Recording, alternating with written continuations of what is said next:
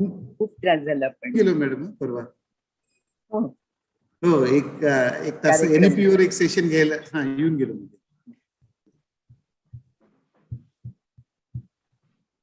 साते कॉलेजला आलात ते मला कळलं नाही, तर मी तुम्हाला सांगितलं असतं घरी या. बरोबर. अगदी जवळ आहे घर म्हणजे. हो हो बरोबर. घेऊन पण आले असते.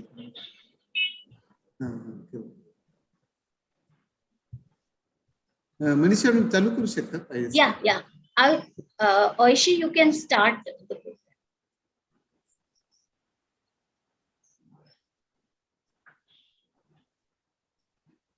Arushi?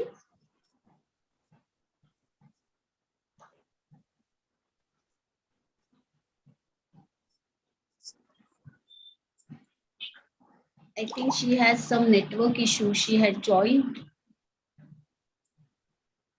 Arushi, can you connect with Oishi? Is she there?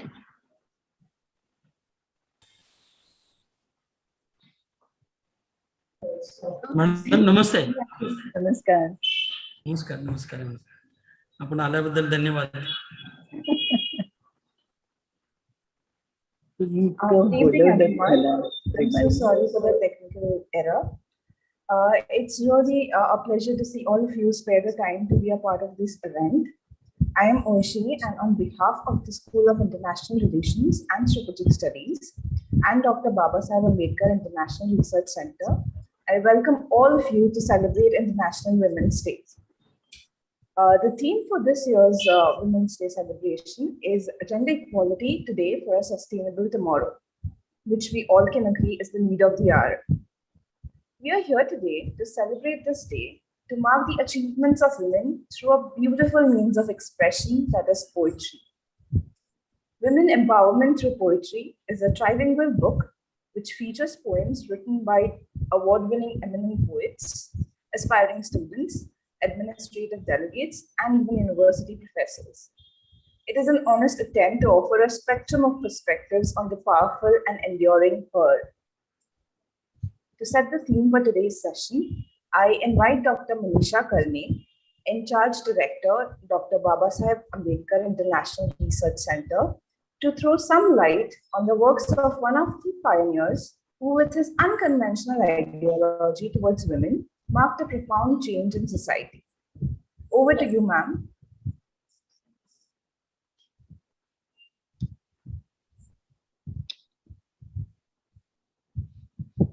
Dr. Manisha Karne, ma'am. Sorry. Thank you, Aishi. And on my behalf also, let me give my best wishes on this International Women's Day today.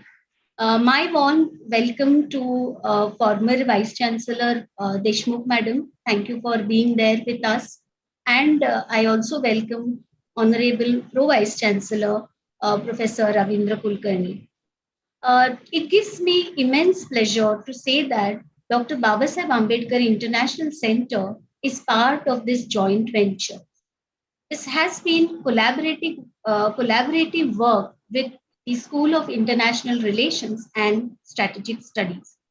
International Women's Day actually symbolizes with the struggle women had to do for equality, and it is also celebrated to express solidarity with all those vulnerable groups who are still struggling for equality in the world.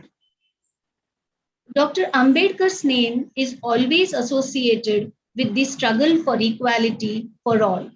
He strived hard to get an adequate inclusion of women's rights in political vocabulary and Constitution of India, and assured equal rights and opportunities irrespective of class, caste, religion, and gender in political, economic, and social spheres.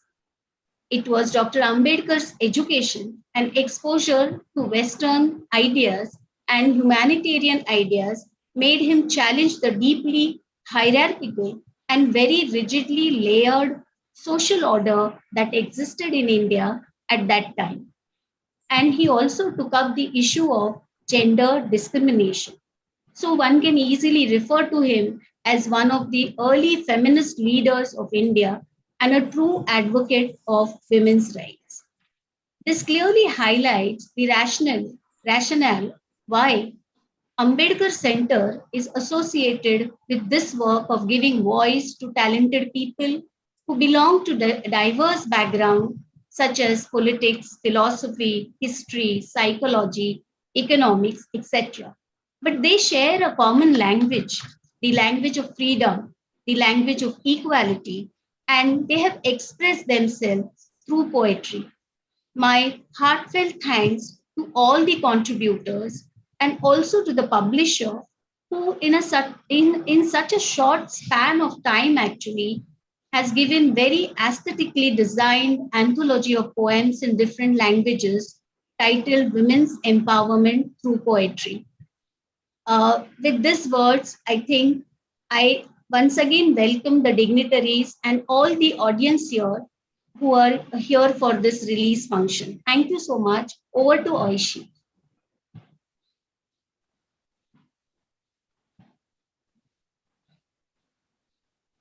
You are muted, Oishi. Please unmute yourself. Thank you, ma'am, for giving us a quick glimpse of this journey so far. I now invite Professor Rajesh Karat, Dean Humanities and in charge director, School of International Relations and Strategic Studies, to say a few words about this event. Sir? Okay. Thank you, Ushi, and good afternoon, everyone. Thank you, ma'am, former Vice Chancellor of the University of Mumbai, Snehalata Madam, ma'am. And thank you, the Honorable Vice Chancellor, Professor Suhas Pednekar, sir, Pro Vice Chancellor, Professor Ravindra Kulkarni, sir, for allowing us to have this kind of function and also allowing us to establish the School of International Studies in the University of Mumbai, the first of its kind in the Western India, which has really making us some imprint in the academic world of the Western India. And it's really moving forward from the Chief of Army Staff, then Lieutenant General Datta Shekatkar sir, and the renowned eminent science Professor Raghunath Mashelkar sir. And now we have our dear man, Professor and Dr. Snehalata Deshmukh madam, who is there to grace this occasion, because this is very much on the occasion of the International Women's Day, 8 March. And there is nobody other than we could thought who can grace this occasion. And thank you once again, everyone, for attending this function. Thank you. Thank you, sir. I now invite Dr. Anuradha Majumdar, Dean, Science and Technology, University of Mumbai, to share some thoughts about this event.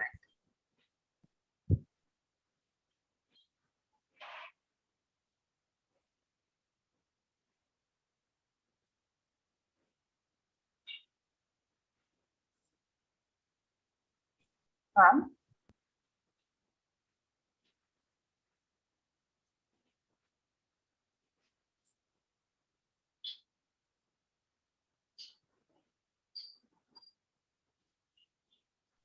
We'll just wait for a couple of minutes for ma'am to join.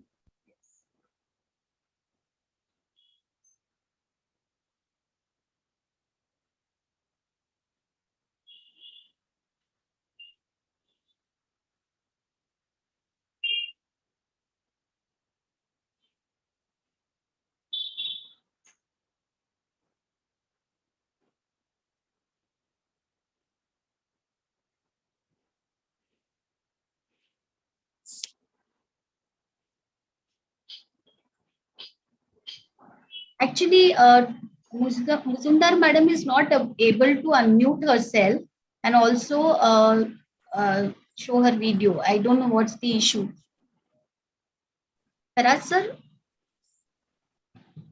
Yes, ma'am. There is She's a there. She's very much problem with there. the host control. Yeah. Yes, I could now unmute myself. Yeah. Able to switch on my video, which is fine. So, happy Women's Day to all. I can. Happy Women's Day to all, and congratulations for the book release.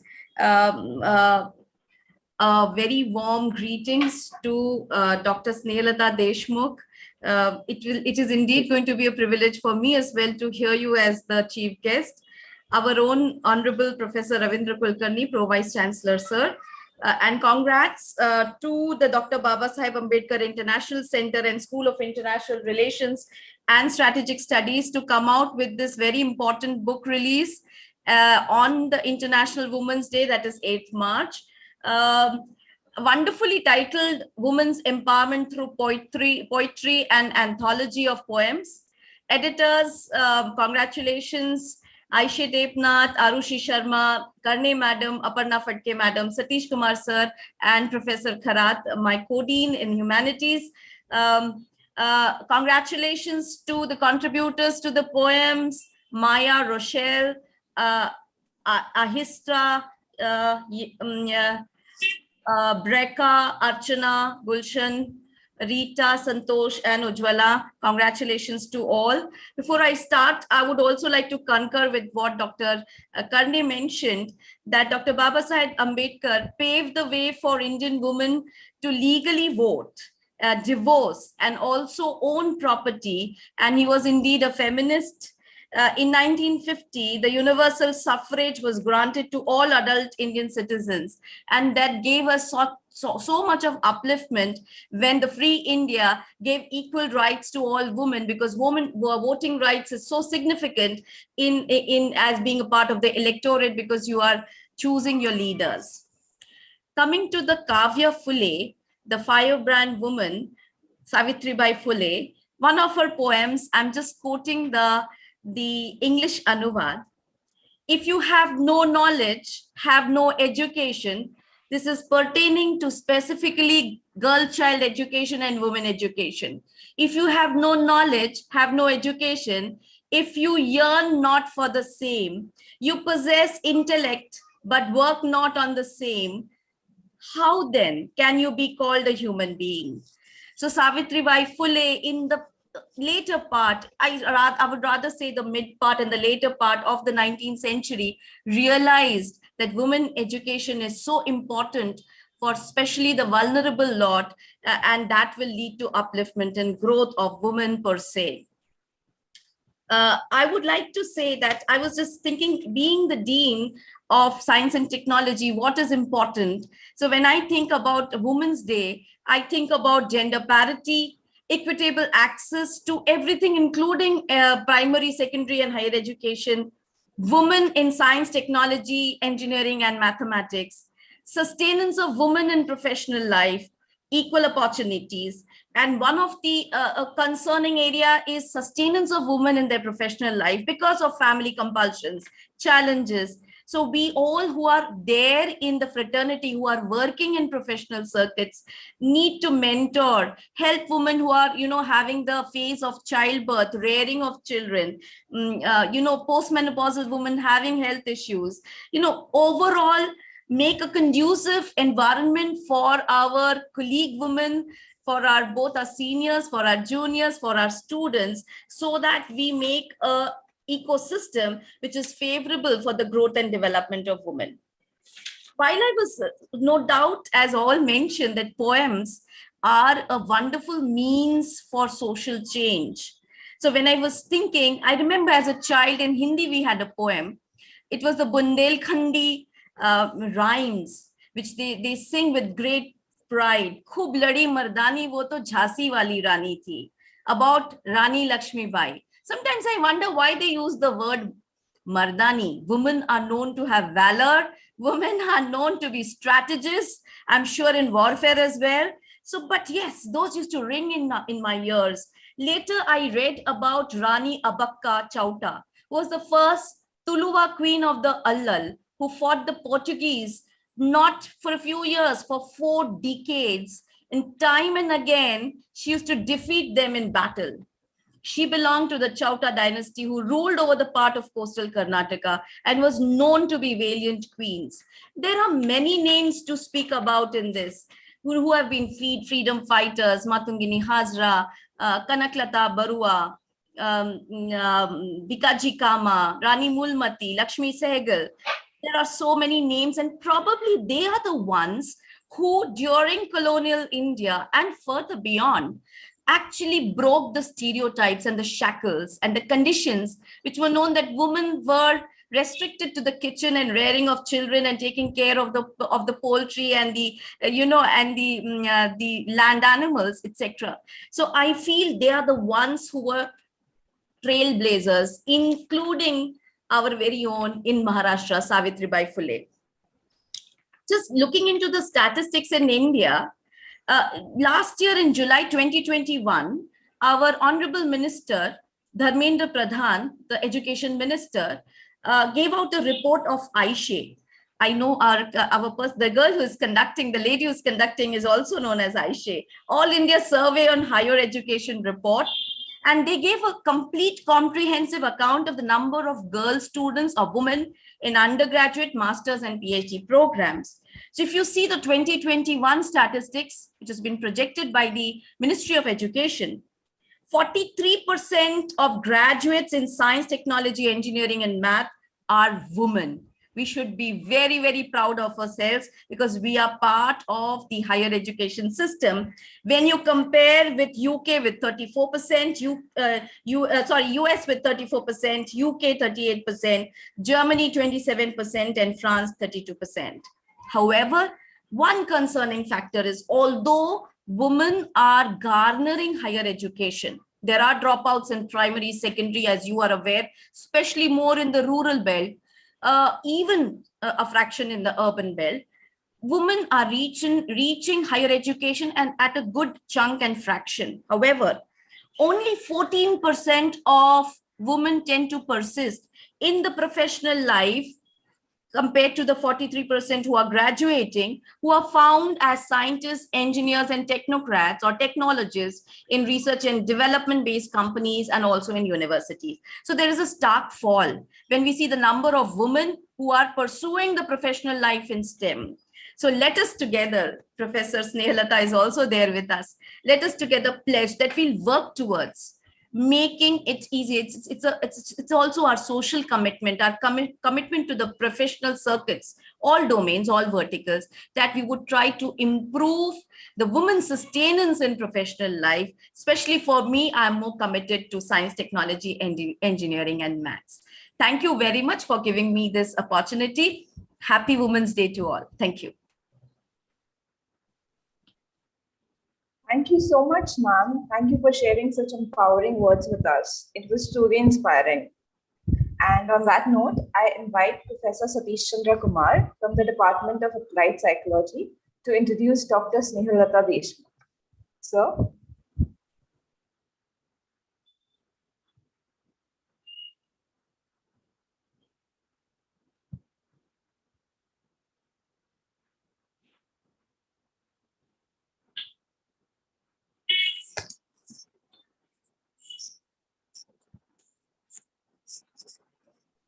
So you're on mute.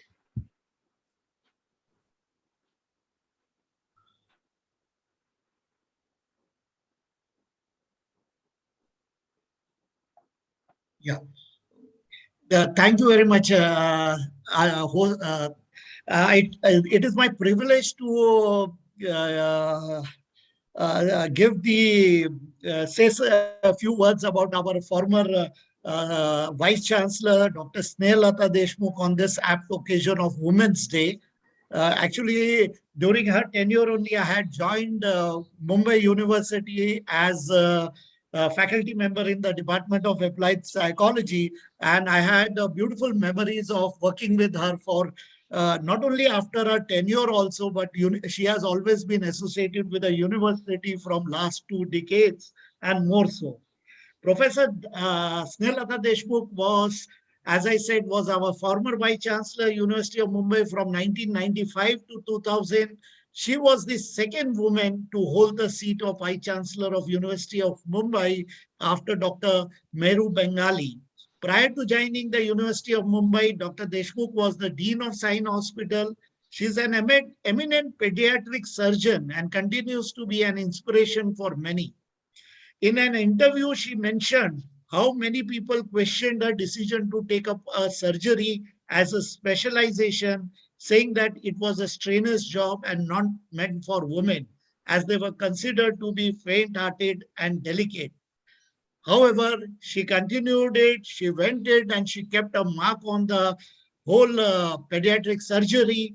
However, with the support of her parents, she egged on and served in the neonatal department of KM Hospital for close to 35 years after she was appointed as Dean of Sine Hospital, where she established the pediatric surgery department.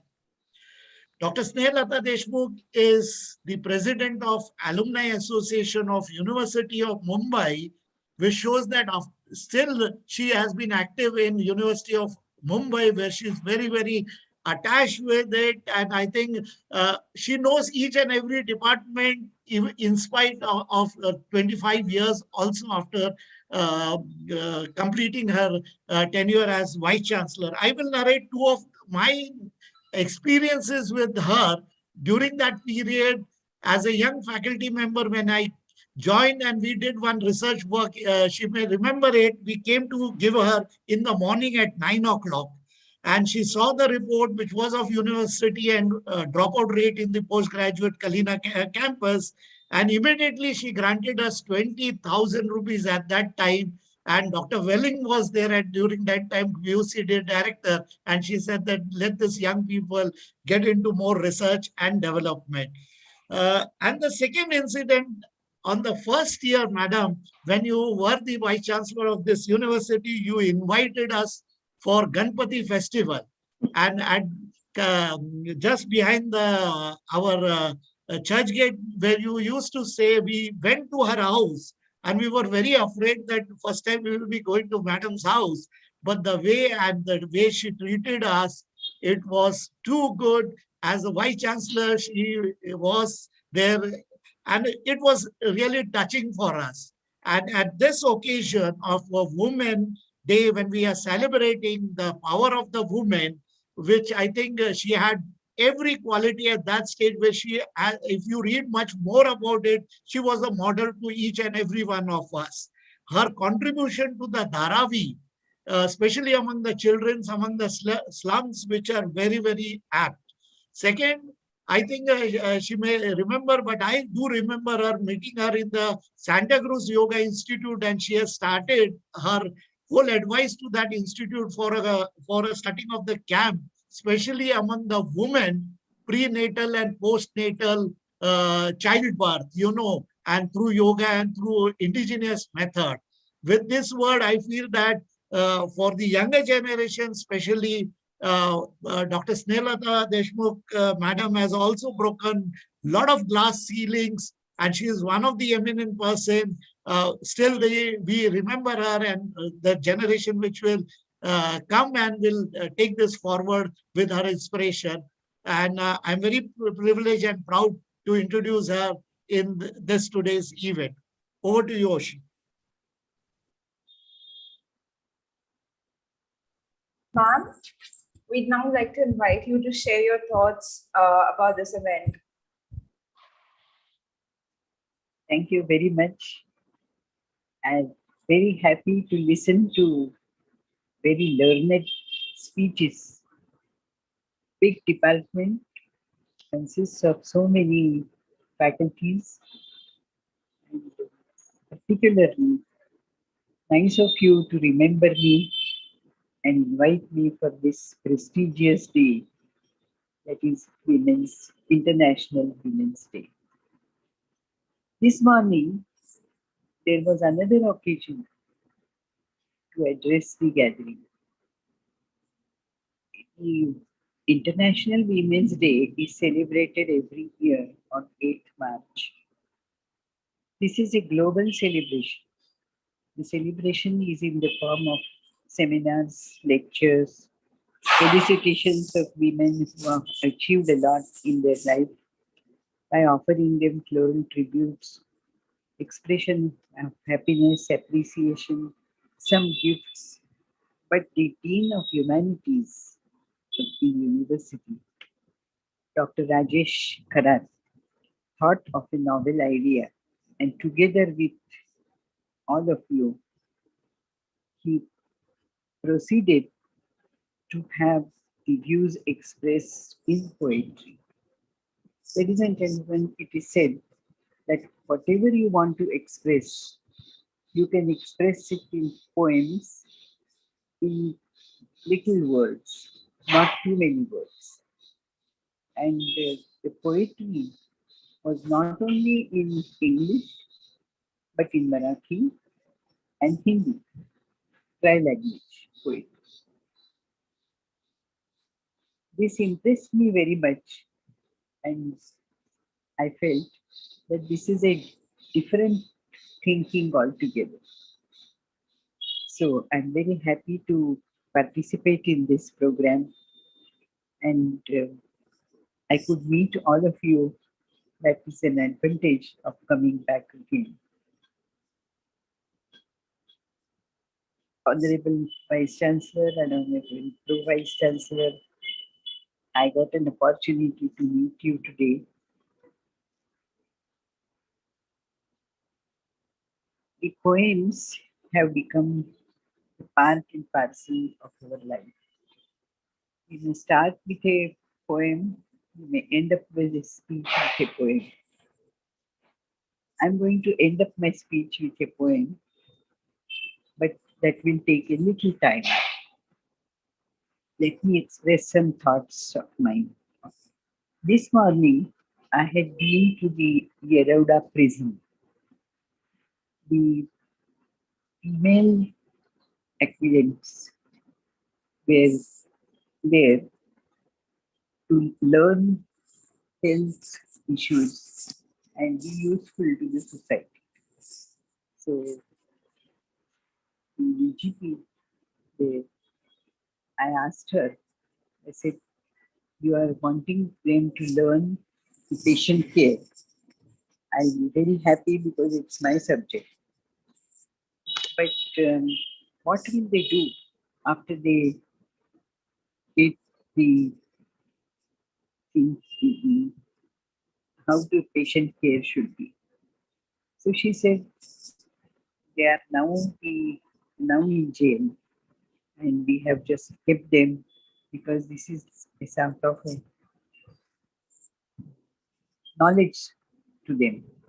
It will be useful to them later on when they go out of the prison. So I said, but who will employ them? Because if a old woman needs a support, she may feel that this woman again will do something to me and I'm not going to employ her. So they said, yes, you're right, absolutely. But what we have decided is that we will employ them in a public hospital, which is very good because the public hospital nurses are, we are short of nurses in a public hospital, government hospital, municipal hospital, we're short of nurses. The ratio is never maintained.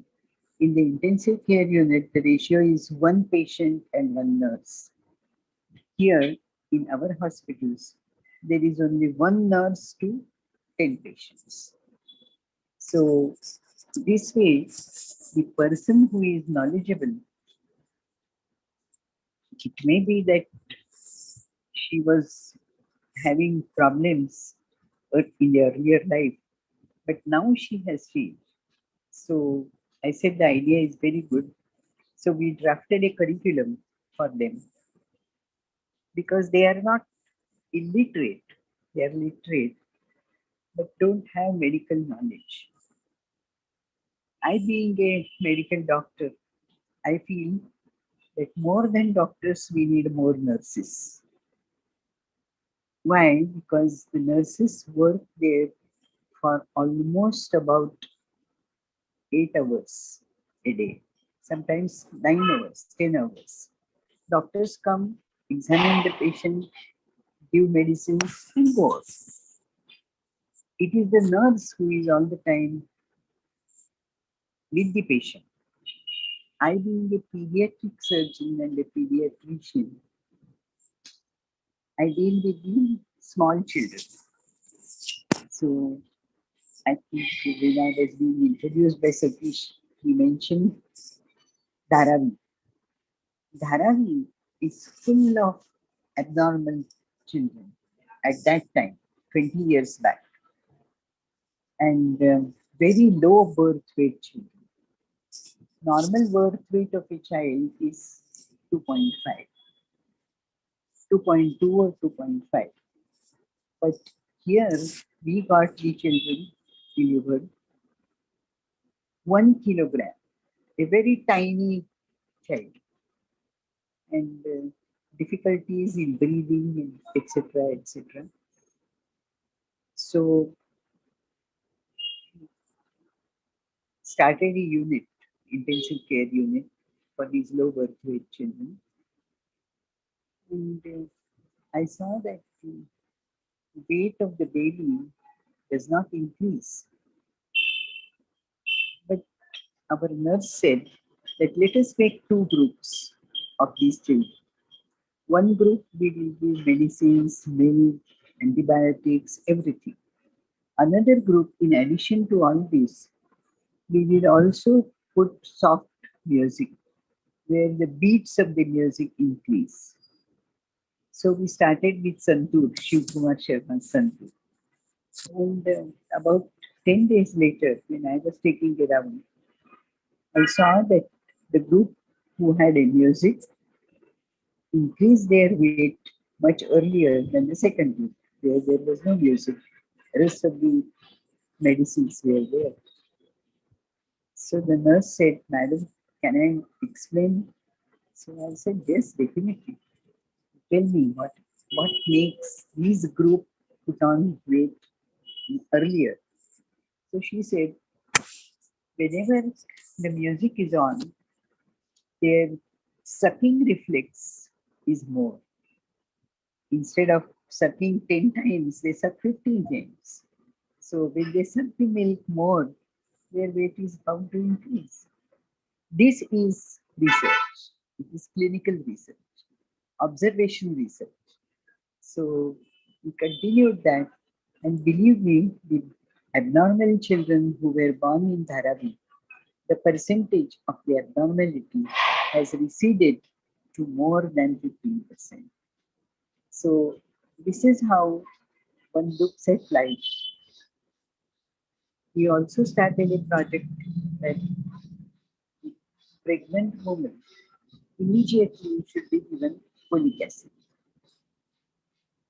Now, these women are illiterate. They know how to cook, but they don't know how to take medicines. So what we did was we purchased folic acid from our hospital and medicine department. So we gave these tablets to the woman, and our students stayed for about 10 minutes in the house, made her take folic acid, and the abnormal children percentage came down very heavily. So this is also a clinical research. Research need not be only very scientific research, but clinical research, thinking about it, and social justice. So this is how the Women's Day was celebrated every year in San Hospital by bringing those children in the street. So one day I remember there were 100 children who came and they were singing the song, which was our heart was touched by this song. So this is how the Women's Day, according to me, should be celebrated. Not by just appreciating the career of the woman, etc., but contributing to the society. In the poems, I saw some poems which were describing these feelings. Every year, there is a theme which was explained just now for the celebration. This year, I thought the theme was break the bias. There is a bias in everything. So break that bias. That's why today, for breaking the bias, we went to the jail and selected 20 women who will take this course of health. That is how to take pulse. What is the importance of, though there is a pulse oximeter now, which it tells you how much oxygen you have and the rate of the pulse. But at the same time, it is the human touch which cannot be denied. If the doctor examines you by putting his hand on the wrist and the pulse rate, the patient gets satisfaction. So it is the patient satisfaction which is more important than anything else. The machines do their work, but after all, they are machines. Like nowadays, we talk only online, we talk on telephone, we talk on WhatsApp, we talk on various other gadgets, we discuss on Twitter, but we don't meet each other. So that is because of COVID that we don't meet each other. We can't really meet each other. This program is online program.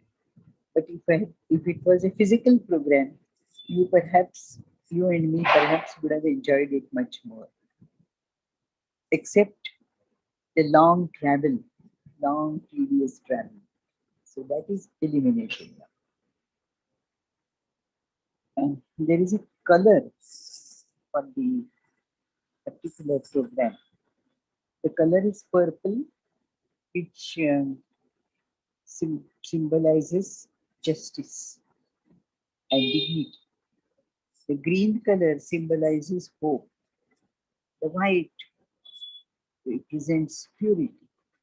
So these three colors are for the celebration. Women were restricted to house years back, hold the management of the house and look after the children, prepare food, keeping the house clean, etc. As soon as the women started getting educated, they also got educated and they were more useful to the society as the, not only the doctors, not only the lawyers, not only the architects, not only the computer experts, supercomputer, etc., but also aviation. Aviation also has taken the women in the forefront. And what about politics? Yes, politics also, women are in the forefront now. Indira ji, of course, was a woman of strength and she became a prime minister. People mention Savitribai Phule's name. Of course, Savitribai Phule made women get education, and that education has really helped us. I wouldn't have become a doctor if Savitribai Phule had not started education of women. I had not become a dean unless and until Baba Saheb Ambedkar, who put in lot of efforts and made education not only to be females, but he also made a law that the females should be not denied any time. I'll give you an incident in my life. I passed my MS, that is surgery, and I stood first because I wanted to become a surgeon. So I studied very hard surgery, came first. After I got the first number, I said, Tata Cancer Hospital, Tata Memorial Hospital is a big hospital, is a big name for Tata Hospital. So I should take up a post in Tata. I went there and I won't mention the name of the dean there at that time. So I said, this is my mark sheet. I have got a knee surgery. So he said, what can I do for you? I said, I want to do a post here, the first post. He looked at me. He said, you? I said, yes. I'm very keen on working in Tata Hospital. So he said, sorry, doctor, we can't give you. I said, I have stood first in the university. He said, that doesn't matter to us. We don't give posts to the females. I said, why? He said, this is our decision of the management. So I said, but can you give me a reason for rejecting my application? He said, because you're a female, you will have to stay here in the hospital all 24 hours. I said, yes, I'll stay here. So he said, but we don't have quarters for ladies. We don't have a single room for ladies. So I said, I'll stay in the nurses' quarters. He said, no, I will not give. Please listen to us. So I really felt very bad. I went home and read about Dr. Ambedkar. He said, nothing should be denied to a lady just because she is a lady. I again went back to the Tata Hospital, told the dean that this is what our Dr. Ambedkar says. Please, Ambedkar will say anything. We have our own constraints, so we will not be. I came back to KEM Hospital where I was working before. And at that time, I decided that child will not deny that I don't want you to operate on him. Because he can't speak, he can't express. So I took up pediatric surgery at that time. And then I felt that this is something which is of my liking. Because I felt that the mother is more comfortable with a female who is married and who has a child to hand over her child for operation. So I took up that. Then further on, it was all a success story. But the first jolt at that time had made me miserable. For about 8 or 10 days, I could not sleep because I felt insulted. Ladies and gentlemen, this is what was the state of affairs when I graduated in 1960 in the US. Now the things have changed. So things have changed for better and we are going to improve in our thinking, etc. Look at the state of affairs of our women still. Let me say in the outskirts of Mumbai, the ladies are not educated. Vada, Mokhada, those are things where education is not there for the women. But what does the education do? The education makes you more comfortable to live. At the same time, it makes you earn for yourself, for your children. If you are educated, your children will definitely get education better.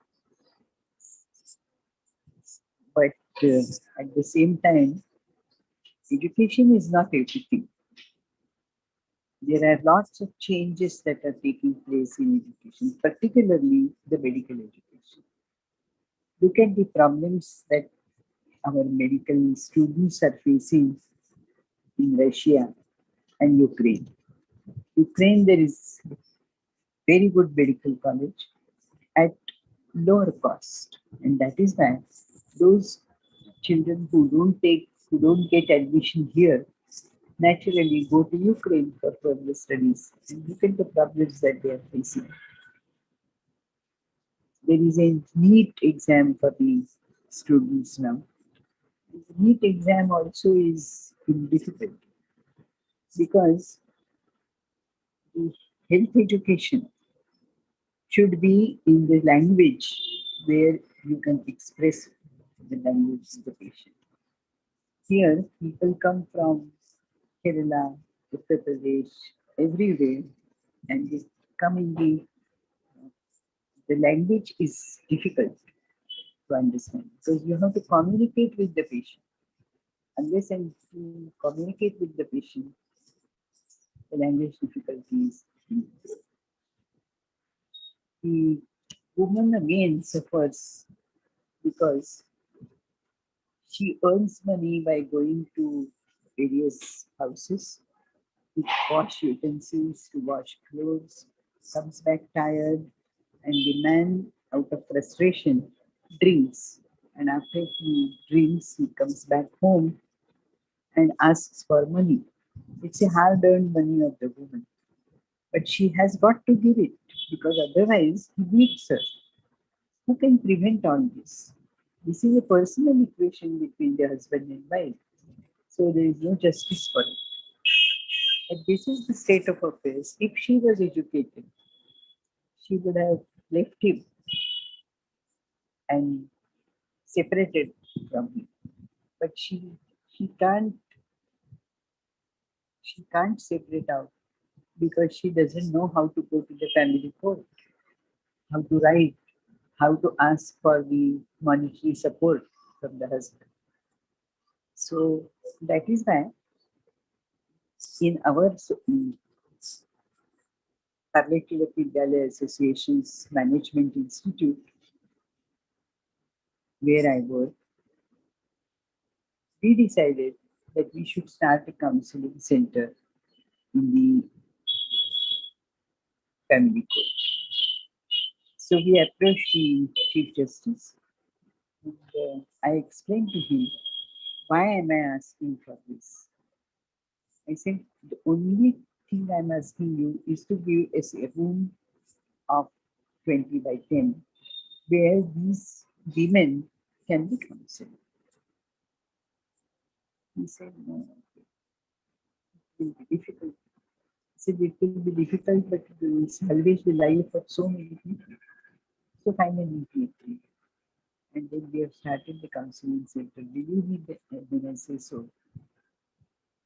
A continuous dialogue with the counselor has really brought down partly the divorces of the low middle class people. So I think the celebration of a Women's Day should be something which can be making the life of the female of a lower strata of society better, better way, which I think you are doing because I read through the poems and I felt very unhappy. Some poems were making me very unhappy. Some of the poems were making me very happy. It is the lower strata of the society which is sufferer. So that we have got to take up. I'm not here to mention names of people who have achieved, millions of females who have achieved a lot because already you have mentioned so many names. But poetry is something which in your mother tongue, if the poetry is there, it touches your heart. There is a sino-auricular node in the heart which is responsible for proper heartbeats. The poems in English will be for the brain, the left brain and the right brain. But poems in your mother tongue will be for the heart. So this is what is very important. And the poems are really, I had tears in my eyes in reading some of the poems. I could very well understand Marathi poems. I could understand English poems. In Hindi, it was very difficult to understand what a poet wants to say. But I will now learn Hindi, so I will certainly get to the heart of the poem, and I should be able to talk to you in a more important.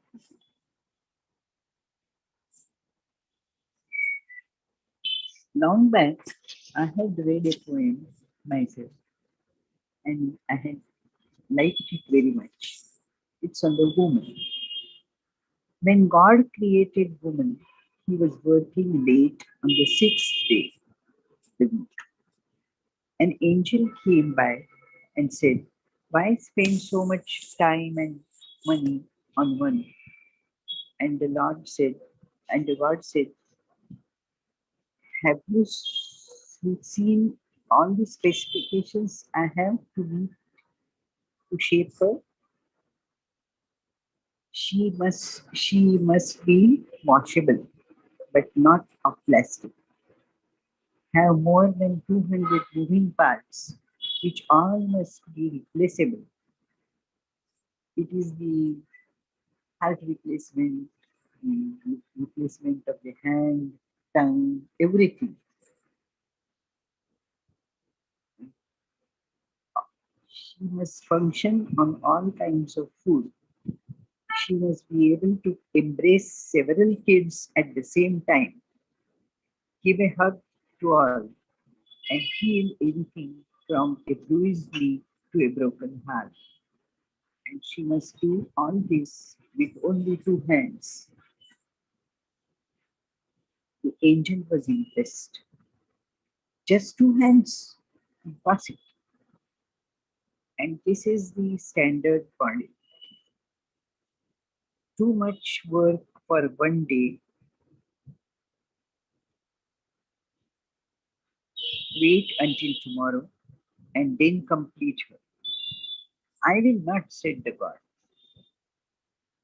I am so close to completion, which will be the favorite to my heart.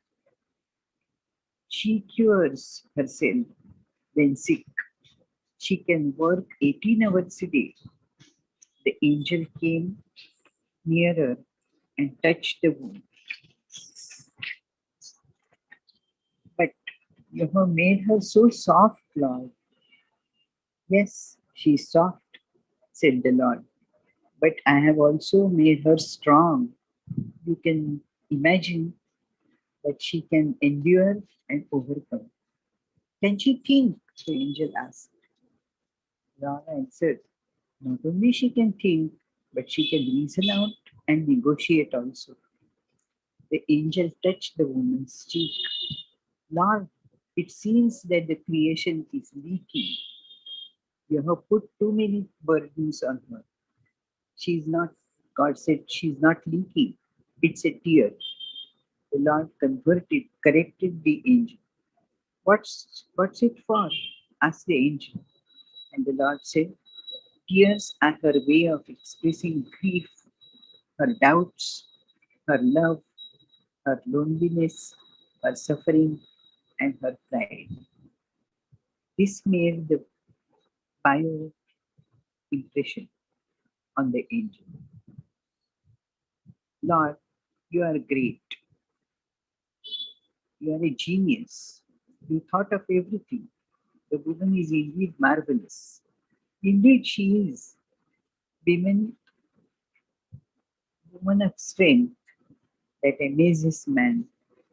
She can handle trouble and carry heavy burdens.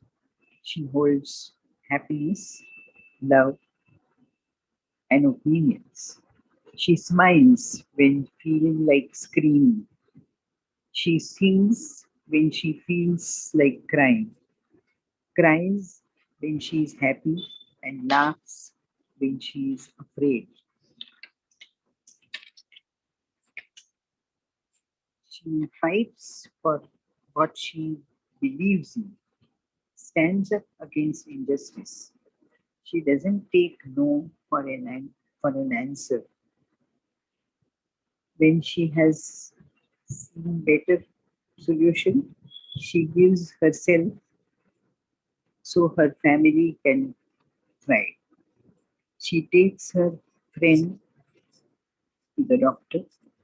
She, if she is afraid, her love is unconditional. She cries when her kids are victorious. She is happy when her mm, friends do well. She is glad when she bears and hears the birth of a child and also a wedding. Her heart is broken when a next of kin or a friend dies, but she finds the strength to get on with life. She knows that a loss, kiss, a hug can heal the broken heart. There is one thing wrong with her. She forgets what she is worth. I think this poem I must read by heart. It is a poem which expresses everything how your God has made woman and how she is. I'm very grateful to all of you for listening to me, and this will definitely help me to know everything about the university, what changes, what good changes they have made after I laid down my office in 2001. Ladies and gentlemen, may I thank you very much, particularly the Pro Vice Chancellor and all the faculty members who have gathered here for celebration of this day. And this is a novel idea of celebrating the Women's Day. Thanks a lot. Ma'am, we I cannot. will end up I'll end up by a Marathi quotation. आपले यश निर्विवाद, माझे तुम्हाला आशीर्वाद. कारण यत्र नार्यस्तु पूज्यन्ते रमन्ते तत्र देवता. Let the university go on higher and higher and higher, and all of you achieve success continuously, not only every year, but every day of your life. Thanks a lot.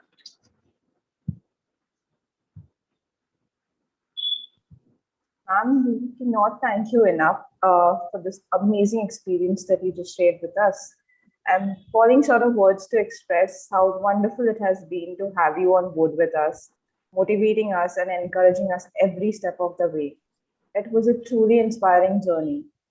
And we are immensely grateful to you, ma'am, for gracing this occasion, not only with your presence, but also for sharing such awe-inspiring, beautiful thoughts.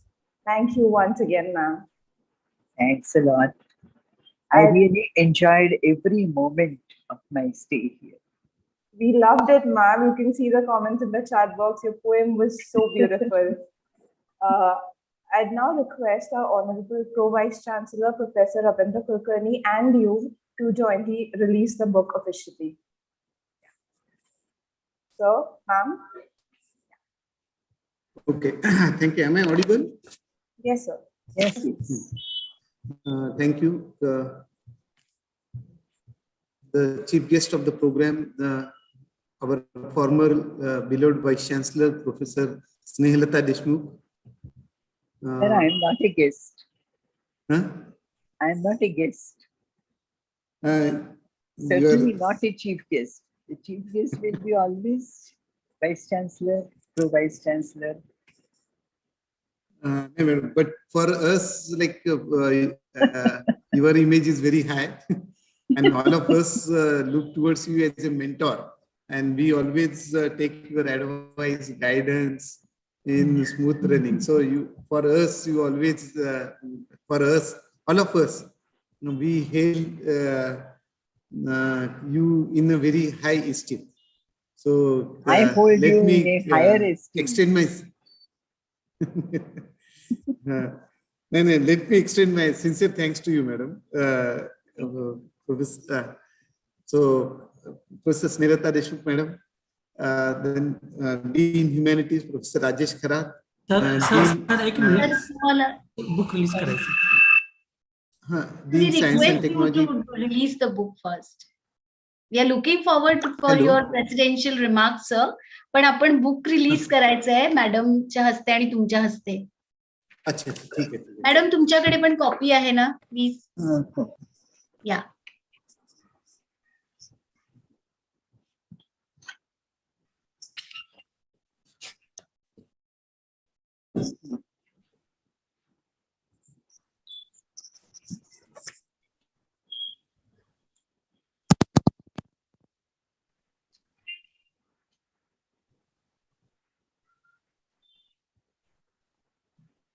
Madam copy घेत आहेत त्यांची.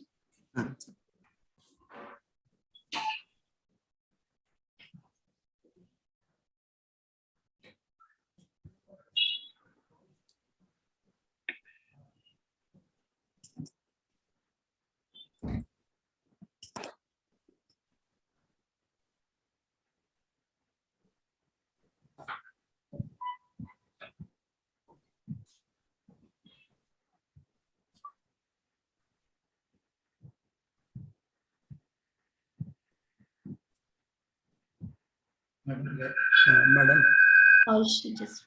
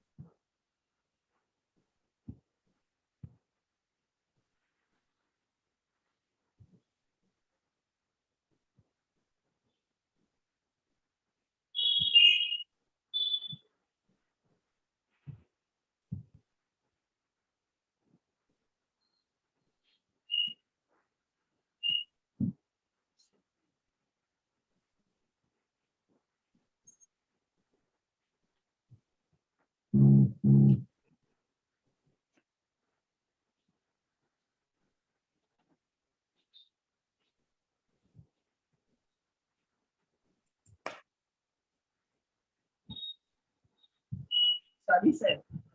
The book is downstairs and I'm upstairs here in my house.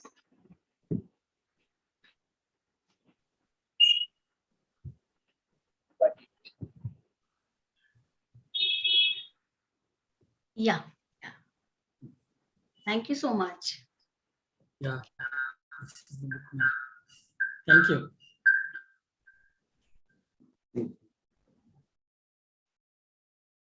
Thank you, ma'am. Thank you, madam.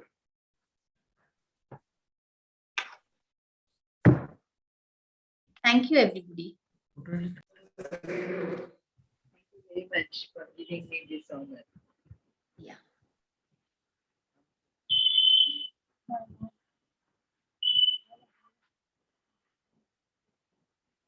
Thank you so much. Sir, So now we invite Professor Ravindra Kulkarni, our Honorable Pro Vice Chancellor, to give his presentation. Thank you, madam.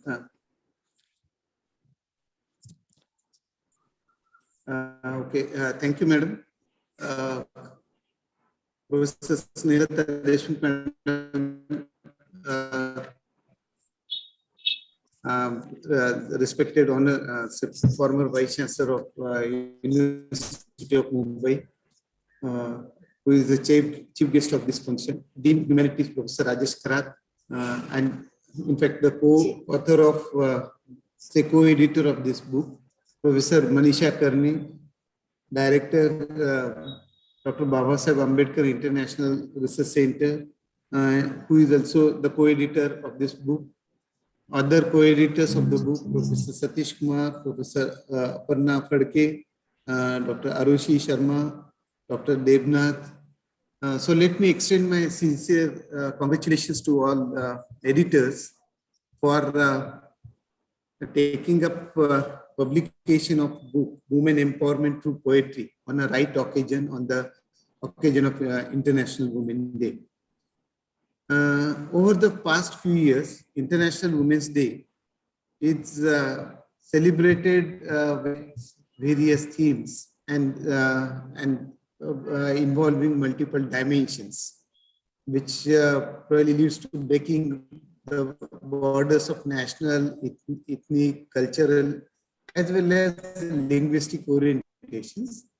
And we gather to celebrate the achievements of women from all walks of life. This year, the theme for International Women is Gender Equality Today for Sustainable Tomorrow. And of course, the other theme is Break the Bias. Let us imagine a gender equal world. If you could create, maintain, sustain, and achieve a gender equal world, a world free of bias, world free of stereotypes, world free of discrimination, world that is diverse, equitable, and inclusive, a world where difference is valued and celebrated, a world where one can come, all of us can come together and work women's equality. Collectively, we need to break the bias. That is what really the theme of today's International Women's Day. We always talk about women empowerment, which involves many things such as economic opportunity, social equality, and definitely a degree of freedom, the personal right, the right expression in all walks of life. And really that is definitely, when you talk about gender equality, simultaneously we say that it is equally important from the sustainable tomorrow, because women are very important segment in development at local to global levels. All socio-economic constraints need to be eliminated, and their role, women's role in work, productivity, employment generation, income-oriented activities, and various career opportunities, everything needs to be well promoted and facilitated. In fact, when we look at the policies which the government of India has framed right from the beginning, we always see that issues related to welfare of women have always been a priority among policy makers since independence. Although the path has, while policies were really good, but the path in execution and implementation may not have realized the full expectations of the policy makers. But really, we need to see that the women welfare, development, empowerment activity needs to be repositioned with time and time again, so that really the women will enjoy the equal rights and the freedom in having achievement of the career which they are looking for. It needs to be associated with right terms such as autonomy, power, status, definitely. If you look at our Indian Constitution, Bharat Ratna Dr. Babasaheb Ambedkar strived hard to get an adequate inclusion of women's rights in the Indian Constitution. The Indian Constitution has very clearly given an equal level playing ground to women and has directed authorities to frame rules and regulations to safeguard the right.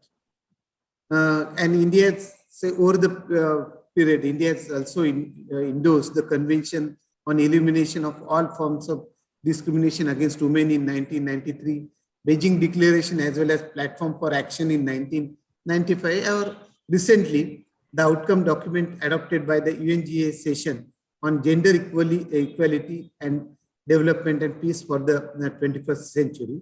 And in fact, United Nations, while talking about the theme of gender equality today for sustainable tomorrow, has in fact put the fifth goal as gender equality. In all other goals also, gender equality plays an important role. And that is how one needs to move forward. Of course, on this day, we need to remember Rajmata Jizabai,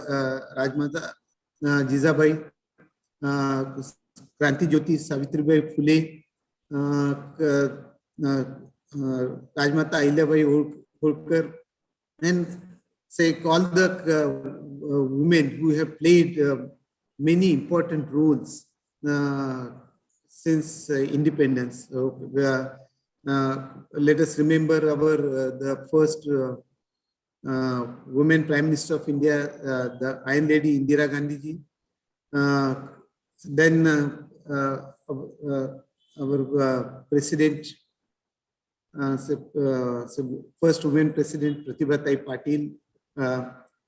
And of course, we find that in all walks of life, women are playing important role. For example, Union Minister for Finance is Nirmala Sitharaman, Nita Ambani, who is the founder and chairperson for Reliance Foundation, Soumya Swaminathan, the chief scientist, World Health Organization, who has played particularly a leading role in this particular pandemic, or Kiran Muzumdar-Shaw, the Bicon, or Suchitra Ila, the joint managing director of Bharat Biotech. In fact, the Bharat Biotech has proved that vaccine technology was entirely Indian origin, and it in fact supported the mass scale vaccination, and really was part of crossing a large scale vaccination of Indians itself. And of course, we come across many women on entrepreneurship. We come across many important women in the field of like even banking sector, like Arundhati Bhattacharya, for example, or said the economics, chief economics of IMF, Geeta Gopinath, or like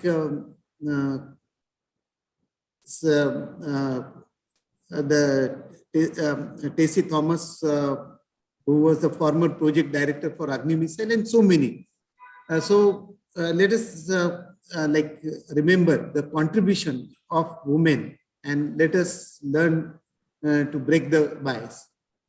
Let me extend congratulations to Professor Rajesh Kharat, Professor Manisha, and all other co-editors of this Women Empowerment Through Poetry for bringing this book on the occasion of International Women Day. So Women Empowerment Through Poetry maps down the distinct roles of women, their journey, barriers on the way, and the various feasibilities of overcoming hurdles. And when we look at the various poems across the book, so the heterogeneity of poems in this book reminds us of the challenges and struggles of women have faced. In fact, one comes across many different, say, in fact, poems, like say, for example, Bonsai in Hindi by Chaudhary Pushpa, cites the various constraints which are imposed on the woman, and how one should get freedom of that constraint. Presented through the poem Bonsai. एक bonsai होती है लड़कियां जड़ों से उखाड़ कर रोप दी जाती है खूबसूरत आकर्षक गमलों में, और बिना उसका मन जाने और एक दिन शादी के बाजार में करीने से सजा दिया जाता है. So the constraints that are imposed, okay, and say how say the things need to be improved. Say that's in another poem like Nari Shakti, Mithilesh Dhamankar. संसाराची जननी तू तुला कोण भेटणार, लेकराची माय तू तुला कोण नडणार, पतीची सावली तू तुला कोण अडवणार, बापाची वाघीण तू तुझ्या समोर सारं जग झुकणार, त्या माऊलीचीच लेख तू तुझ्याशी कोण जिंकणार, एकाच जन्मात अनेक रूपे तुझी, अभिमान तू स्वाभिमान तू धन्य तू. ही एक it's really presents a very good facts connected to power of women. And that's like one comes across another very good poem from Tejasvi Maskere. ती साधी संबंधस्व सरळ आहे, जिभेवर गोडवा तर भाषा तिची मवाळ, तिला इच्छा आहे सगळ्याची, बऱ्याचदा त्यागावं लागतात सगळ्याच, पण त्याच वेळेस द पोएम सेज, जुन्या परंपरांना मागे टाकत चालली आहे आता, परत त्याच बंधनात अडकून मागे तिला टाकू नका, तिला आता जबाबदारीच नको तर भरारी द्या, न्यायच नको तर मान द्या, ती सुद्धा स्पर्श करू शकते आकाशास, सिद्ध केलं आहे तिने बऱ्याच रूपात, फक्त संधी मिळायचा अवकाश आहे, ती नाही भार तर एक सुंदर आधार. एक खरोखर इट्स रिअली एक the poem reflecting the really the steps that women would like to take in forward in achieving her career. And probably the other way, the poem Sailing to the Shore, Arushi Sharma, the poem expresses how the constraints have been eliminated and probably the woman would like to move forward. That is what she describes very well. I have come a long way from the burden on parents to the desired child. I have come a long way from being outcasted for years, wiping off my own tears to strive for my ambitions while overcoming my inner fears. I survived a bitter age, crossed just like history might write me down as a victim of old convention and thoughts. In the journey of my resilience, courage at times knelt down, yet I fought. I have come a long way. Really, the poem reflects the ambition of a woman to free herself from all the constraints, free from herself from all the bias, and would like to take a jump and would like to fulfill her ambitions of a real empowerment.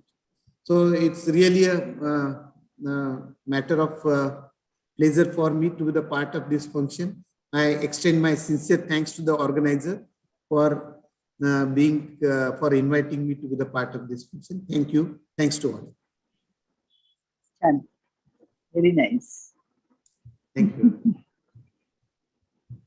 Thank you for your valuable time and kind words, sir, and for reminding us the tremendous heights women are conquering today. We are truly grateful to you. Now, to begin our poetry reading session, I invite Dr. Arushi Sharma to take over the session. Over to you, Arushi.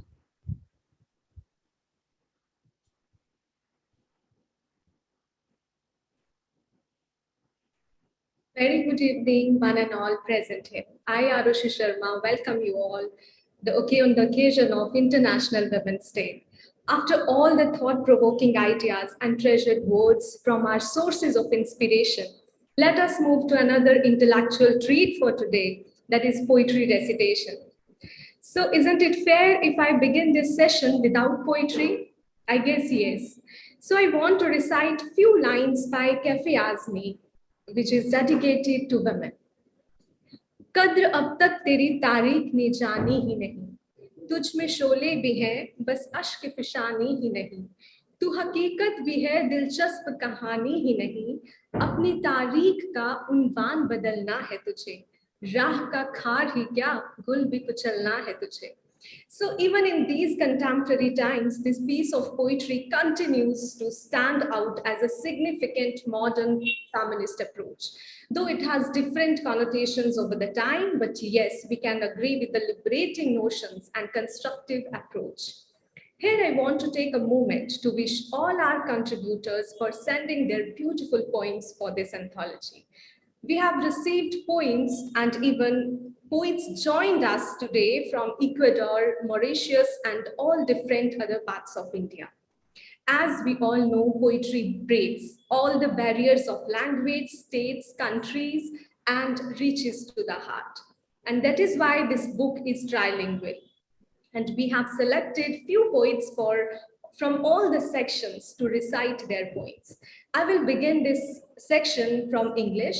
First of all, I want to invite Maya Sharma Sriram to recite her poem. She's an award-winning writer and poet.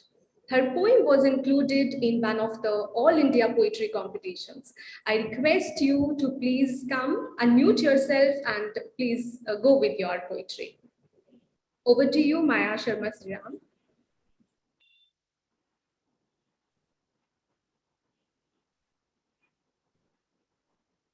Is she there?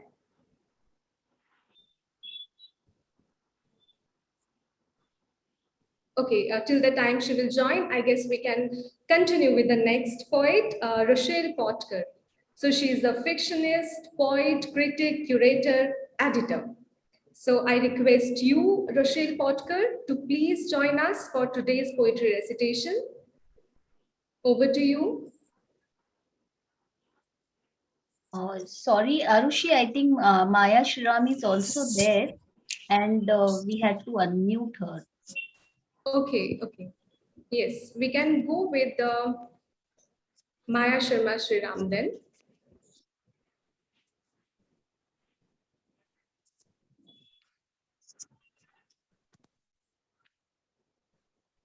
She's there, but I guess, ma'am, she's not able to unmute or some technical glitches are there. Yeah. You've unmuted me, but you need to start my video as well, please. Yeah. Thank you. Over to you, ma'am. All right.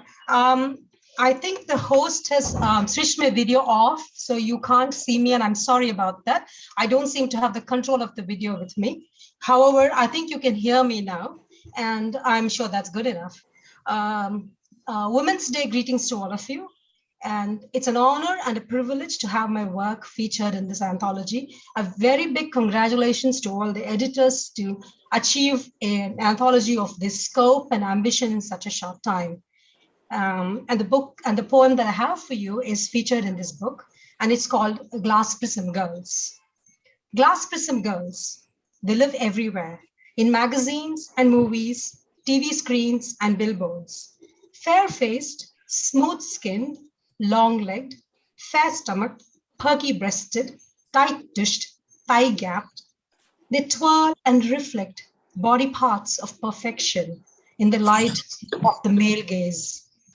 We pick up these prisms, wrap them around our wrists, tie them around our necks, bind them around our arms like talismans, and we chant as we twist and turn and starve and puke, pluck and bleach.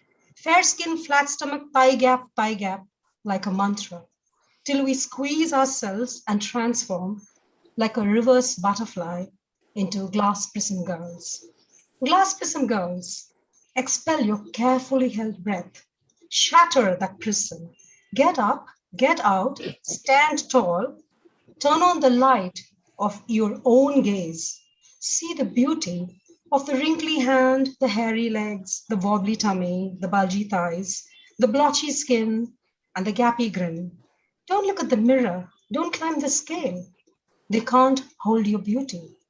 Listen then to the music of the laughter in your soul, and us. Let us stare out our charms, cast them into the fire, and dance to the joy of the leaping flames. Thank you.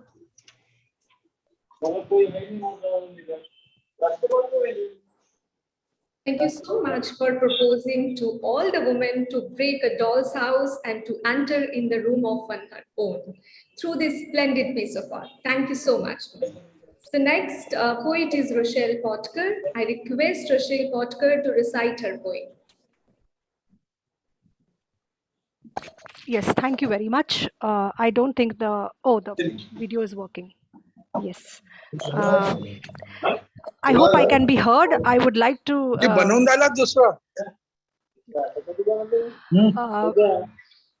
Okay. Yes. So I'm honored to be part of this August gathering. Also, because it is very rarely that I am part of a forum that starts by marking its reverence to Dr. Ambedkar, one of the greatest visionaries in the world.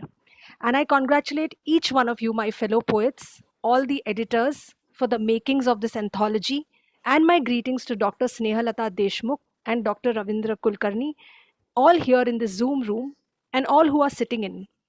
Dr. Snehalata, I found your recounting very riveting, and mostly, I must say this impromptu, that I thought the bend in your river was essential because the children needed you more than anyone else. So probably you went to the right shows.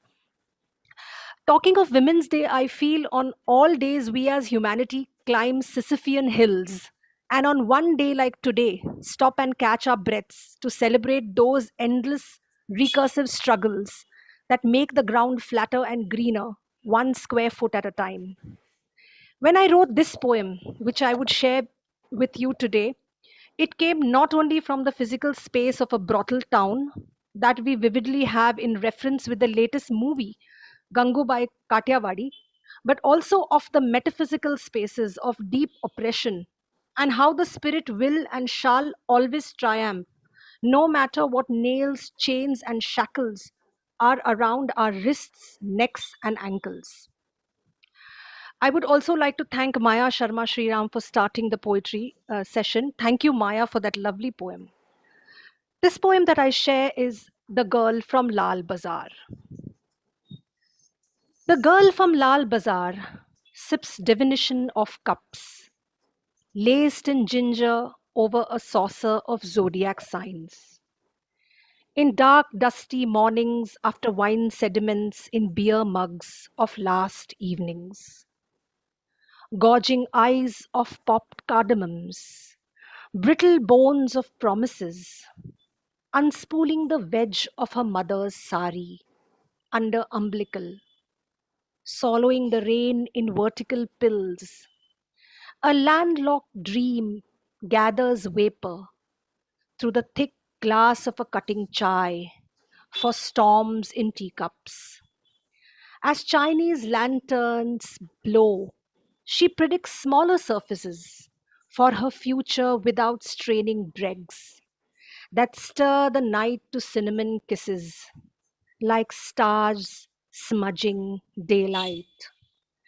In maps of doubt, enmity, falsehood, shade shapes of fortune, mountains of hindrance, patterns in camels, dogs, letters in a heart, a ring. She starts at the rim, like the white women did after independence, holding teacup handles to their spiral bottoms, reverse imaging, white negative spaces in clumps of flavor, breaking potencies of freedom on a stain with satin. The girls were then from Europa, Nippon, for the English soldiers. Now Madama drinks brew through her yellowing teeth, stalking the labyrinth of dark snakes in hot water from a kettle by the pimp, bittering in tea garden time, 1 hour ahead of the zeitgeist present. And what's left is 14 lanes of women of Nepalese and Indian origin in the old brewing markets of flavors. And she, the daughter of a Randi, who is into the beatings of drums, even has a new track for an international album. She won't let ripples in the saucer of lip smacking liquid, quivering with delight, decide her near and far futures in the scaffoldings of condoms and collarbone consciences. Thank you.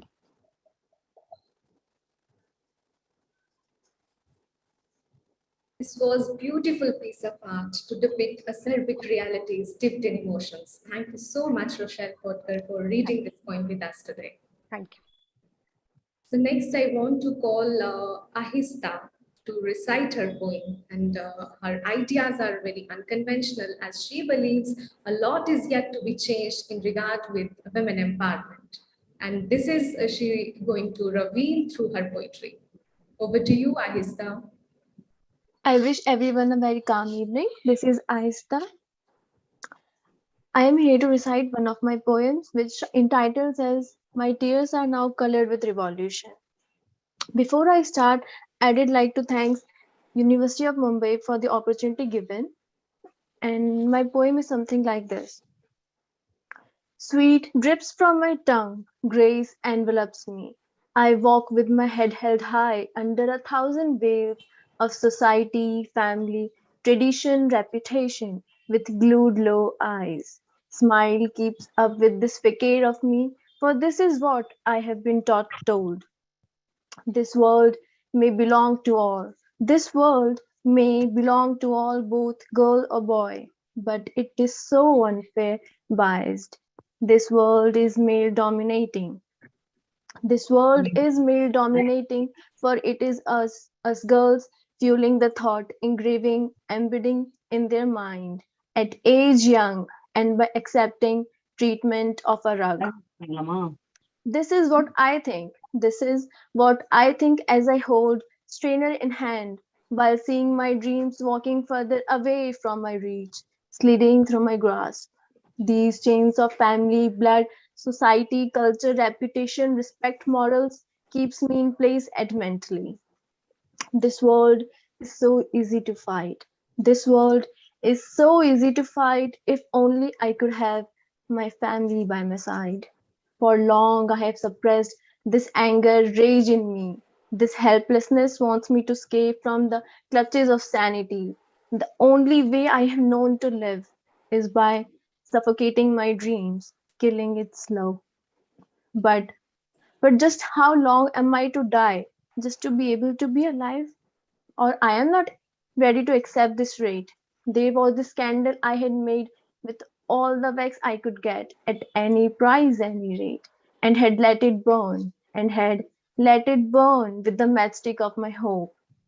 I have long dreamt of a life where I wouldn't need a facade to survive, a herd to join with no other choice, to be able to have a presence unique and my own, has finally died after years and years of failed fight. There's just so much bitterness you have filled in me. There's just so much bitterness you have filled in me. I want it to be okay. I want it to be okay to let you have a taste of it. For long I have cried, for long I have cried with tears futile, but now my tears are colored with revolution of my choice. I want to fly. I want to fly with my now brittle wings high. This red colored tears of my eyes is blood I am shedding. The first and strongest of any chain that has me tied, I am shedding. This green tear denotes envy and recuperation. I will take my deserving, honored position rightful. I will walk ahead of all barriers of society that furthers me from my dream. This green tear I am shedding. For now, I will shed only these. For now, I will shed only these, for I am still working to be free of these. It will take me a while. It will take me a while, for I have long been oppressed, made to sit on chair wheel. It will take a while for me to learn to walk, run, and fly. This fight will keep going. This fight will keep going. So much is left to change and achieve in life. There are just so many colors in my palette that it will take time for the color white of peace to arrive. Thank you. So when at such a young age we know about revolution, we know about our fight, our paths, definitely we will achieve it, and we are achieving it. Yes, Ahista, I agree with you that we need maybe more revolution in our thoughts to achieve more and turn our reality, our dreams into reality. Thank you so much for reading this point today. Thank Next, you. I want to invite Yamanisha for her poetry recitation. She's an academician associated with University of Mumbai. She's advisor literature, curator, and core team member of Kala Ghoda Art Festival. I welcome you, Yaminisha. Over to you. Thank you so much, Arushi. And I want to thank the University of Mumbai, along with Pro Vice Chancellor and the Chief Guest, Dr. Snehalata Deshmukh. I'm happy to read this poem today and be included in an anthology made by the university, which itself has been a very important part of shaping my thoughts and my theoretical base. So, connecting the thread that Dr. Deshmukh mentioned in her poem, and which was very well brought back to light by Rochelle. And I'm going to change the tense from the bend to the bent. And I begin my poem, which is entitled as Bent. Omnipresence of harsh realities. Indignance trickles in. Machismo cultures predominate. Indomitable subcultures make fissures, negating structures, status, quantum.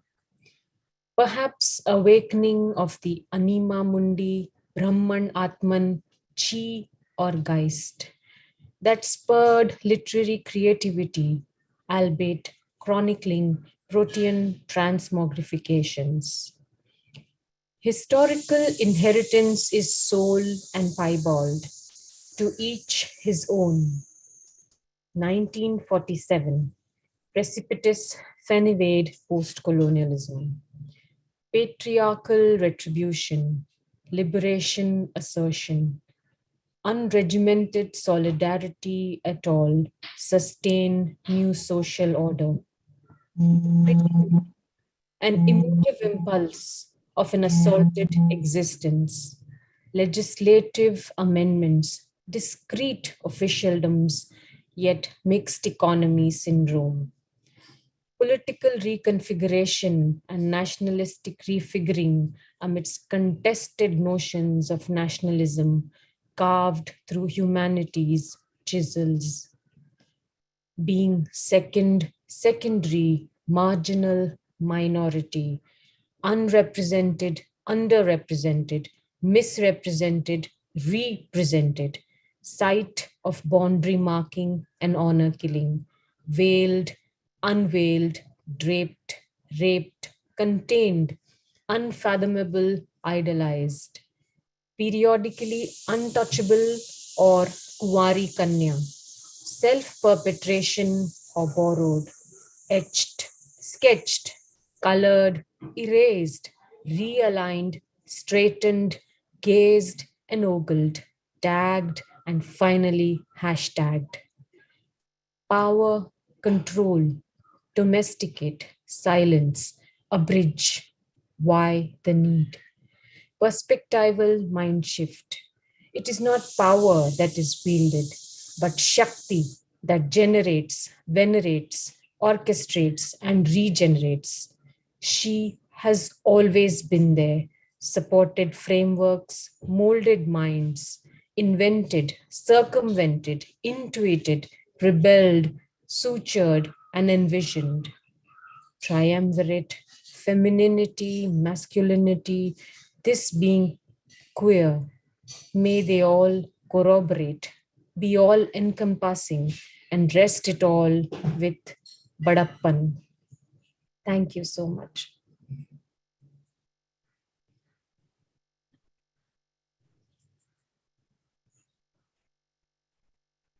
Very artistically, you have presented this bent in the conventional bent in the society and in the image of women through your words. Thank you so much for your poem today, ma'am.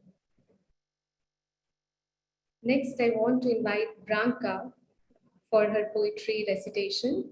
She works as a learning coach at the American School of Bombay. Branka, over to you.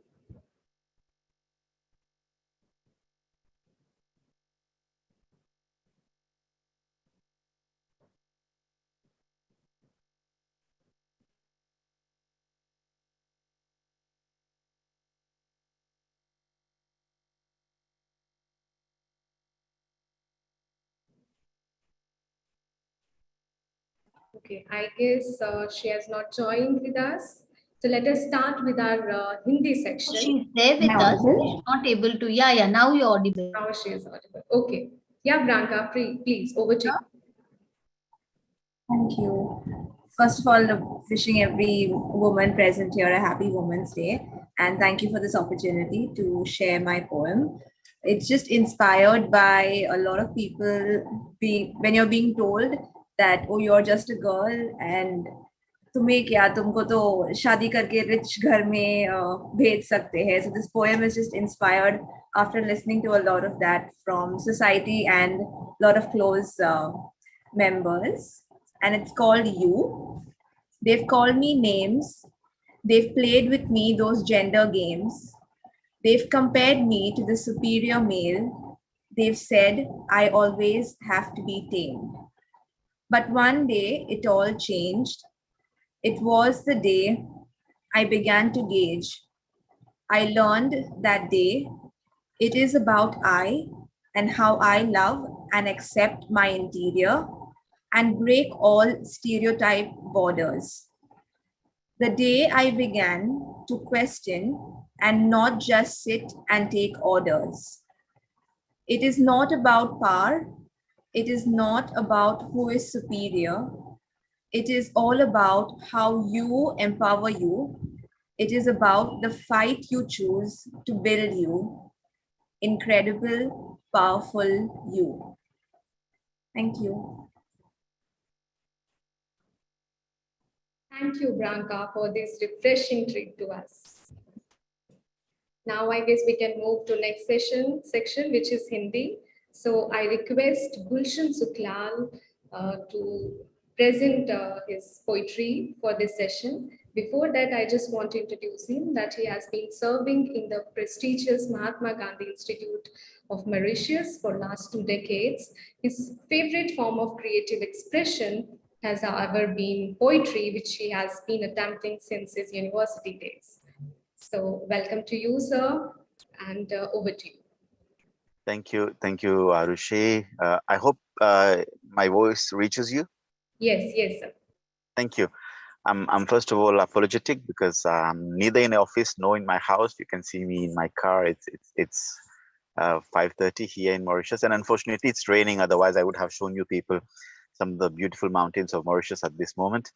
So I'm kind of present in my car and reading this poem to you people, but it's really humbling. I really lost some of my words at the beginning of the session, listening to Dr. Snehata Deshmukh, then Professor Kulkarni, Dr. Majumdar, and the work that you people have been doing, the selection of poems, some of which Professor Kulkarni read.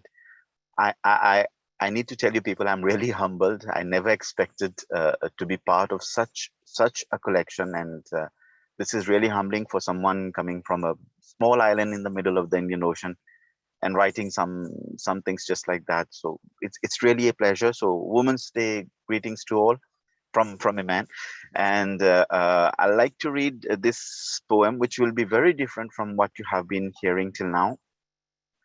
And it's in Hindi first of all, and it's a bit lyrical.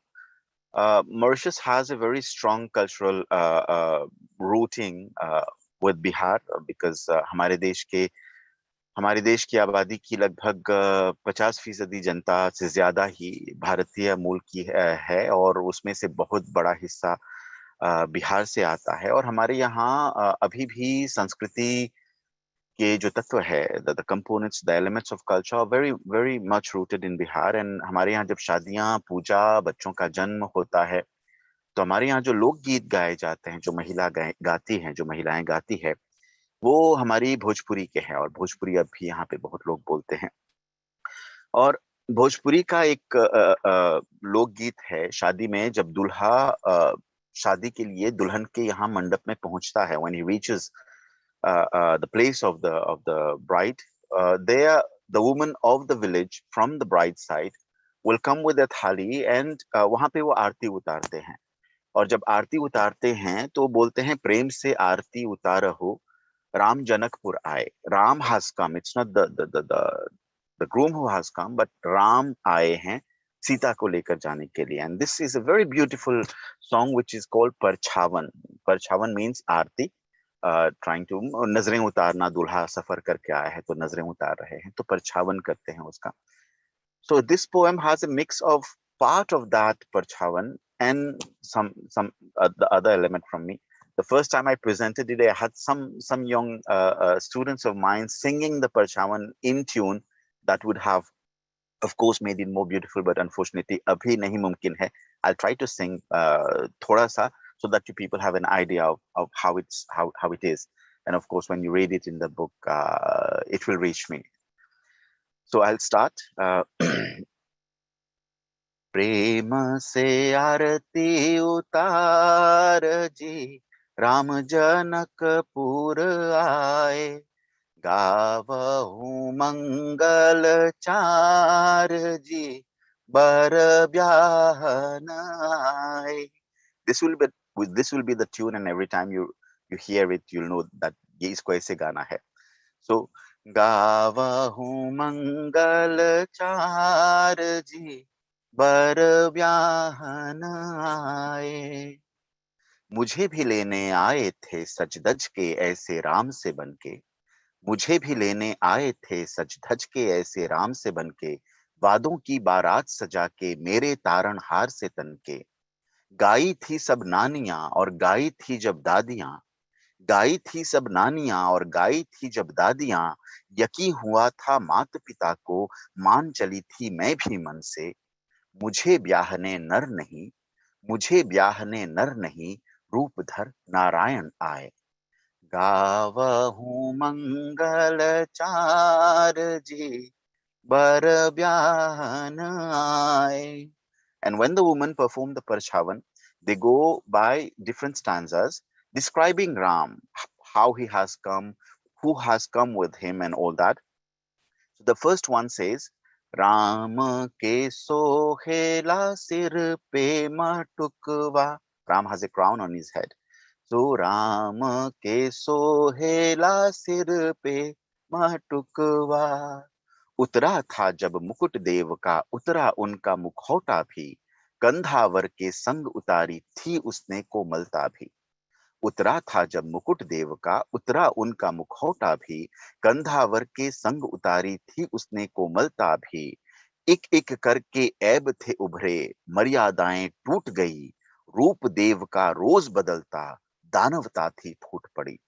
एक एक करके ऐब थे उभरे, मर्यादाएं टूट गईं, रूप देव का रोज बदलता, दानवता थी फूट पड़ी. प्रेम के बदले हवस भर आई, प्रेम के बदले हवस भर आई, देवता मंदिर छोड़ गए.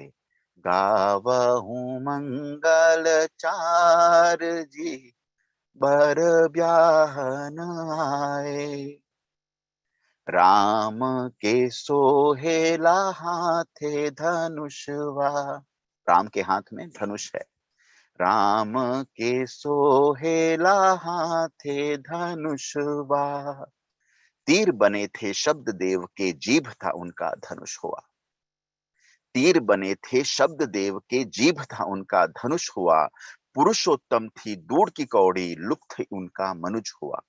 पुरुषोत्तम थी दूर की कौड़ी, लुप्त ही उनका मनुज हुआ. याद दिलाते मर्द थे वो मैं, याद दिलाते मर्द थे वो मैं, गाली औरत जात पे, कभी हाथ से कभी लात से, लागने लगे औकात पे. याद दिलाते मर्द थे वो मैं, गाली औरत जात पे, कभी हाथ से कभी लात से, लाने लगे औकात पे. कभी पीठ ये पड़ गई नीली, कभी पीठ ये पड़ गई नीली, कभी गाल ये लाल भये. गावहूँ मंगल चार जी, बर ब्याहन आए. राम के सोहेला 900 बरियतिया.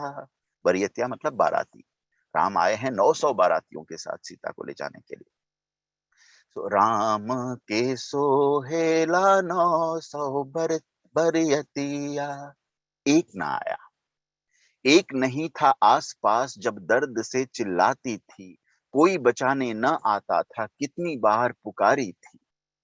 बेमतलब थे आशीर्वाद सब परिवार सब माया था, जश्न था जब तक सब हाजिर थे, फिर सन्नाटा छाया था. बेमतलब थे आशीर्वाद सब परिवार सब माया था, जश्न था जब तक सब हाजिर थे, फिर सन्नाटा छाया था. मुश्किल में जब ढूंढा तो सब, मुश्किल में जब ढूंढा तो सब, खाना खा के दारू पी के चले गए. गावहूँ मंगल चार जी, बर ब्याहन आए. And the last stanza. प्रेम से आरती उतारो जी, राम जनकपुर आए. अब बस सीते, अब बस सीते, कब तक सीता सीता खेलूं राम नहीं जब सामने, बोझ वो सारा सात वचन का लगा रूह को दाबने।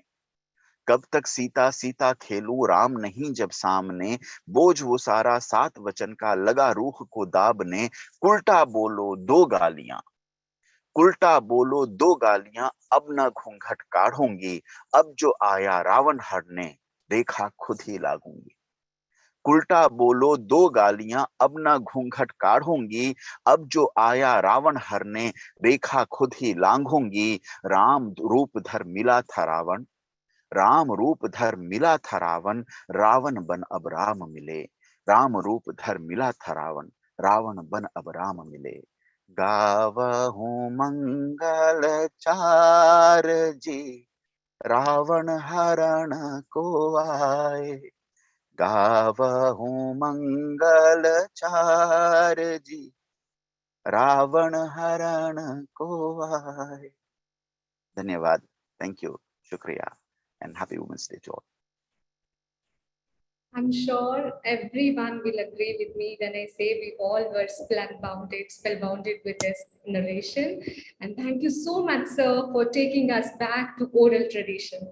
With you, we travel from 21st century to the Vedic age. Thank you so much. Thank you. Pleasure. Next poet for today's session is Rita Ramdas. Ma'am, are you there? So she has received various awards like Shabd Pravahan Sahitya Samman in 2013 and Hindi Academy Mumbai Dwara Mahila Rachnakar Samman in 2020 and 21, and many more to her credit. Let us start with her poetry recitation. Over to you, ma'am. नमस्कार, मेरी आवाज सुनाई दे रही है? Yes, ma'am. नमस्कार, मंच को सादर नमन करती हूँ। मुझे यहाँ स्थान देने के लिए मुंबई यूनिवर्सिटी का आभार व्यक्त करती हूँ। उपस्थित आदरणीय डॉक्टर स्नेहलता देशमुख जी, प्रोफेसर रविंद्रनाथ कुलकर्णी जी एवं डॉक्टर अनुराधा मुजुमदार जी एवं उपस्थित सभी विद्वज्जन एवं श्रोताओं को प्रणाम करती हूँ, सभी का अभिवादन करती हूँ। महिला दिवस की सभी को हार्दिक शुभकामनाएं प्रेषित करती हूँ एवं पुस्तक लोकार्पण के लिए पुस्तक से जुड़े संपादक मंडल एवं कवियों को हार्दिक बधाई एवं हार्दिक शुभकामनाएं प्रेषित करती हूँ। समाज, औरत, नारी और पुरुष का साझा प्रयास है। विवाह संस्था द्वारा सदियों से स्त्री और पुरुष इस समाज में रह रहे हैं। वहीं स्त्रियों की व्यथा व्यक्त करती मेरी कविता है जरूरत।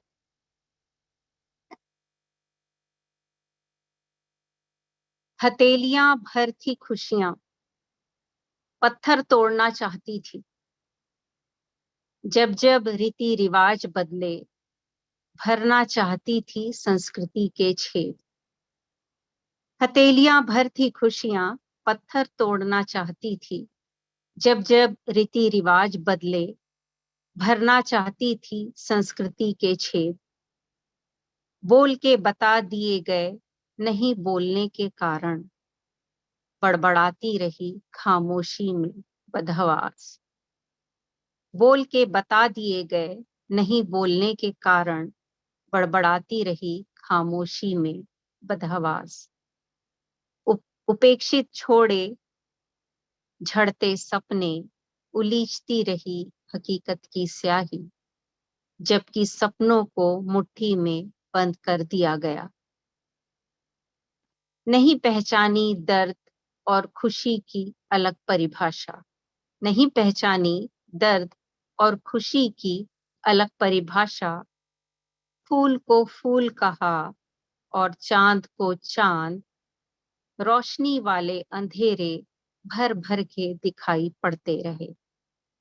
नहीं पहचानी दर्द और खुशी की अलग परिभाषा, फूल को फूल कहा और चांद को चांद, रोशनी वाले अंधेरे भर भर के दिखाई पड़ते रहे।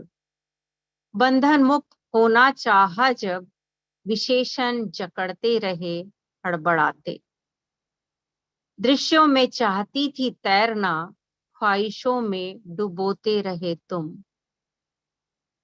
पूरे पंख फैलाकर उड़ने से पहले, पूरे पंख फैलाकर उड़ने से पहले देखा, चमगादड़ की तरह अनजान शिकायती मूक दृष्टि तुम्हारी। खत्म कर दी थी आजादी गृह प्रवेश के बाद, खत्म कर दी थी आजादी गृह प्रवेश के बाद। पूरी घर की चाहत के लिए उसने तलाश ली मुट्ठी भर श्वास। आज गठरी सी जिंदगी आदत है, आज गठरी सी जिंदगी आदत है, निहारते हुए अपलक कहा जाता है प्यार। आज गठरी सी जिंदगी आदत है, निहारते हुए अपलक कहा जाता है प्यार।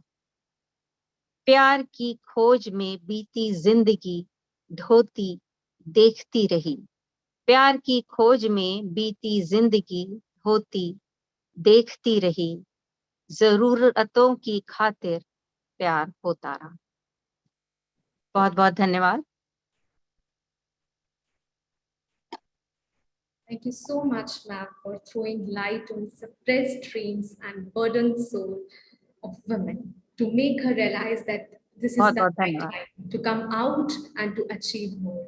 We can totally relate, and I guess all of us who are here today understand that what kind of pain women are going through and how they are achieving and how they are crossing all the bars of all the caste, creed, color, everything, and they are coming out. And I guess this is the motive of celebrating, and this is the aim of celebrating such events.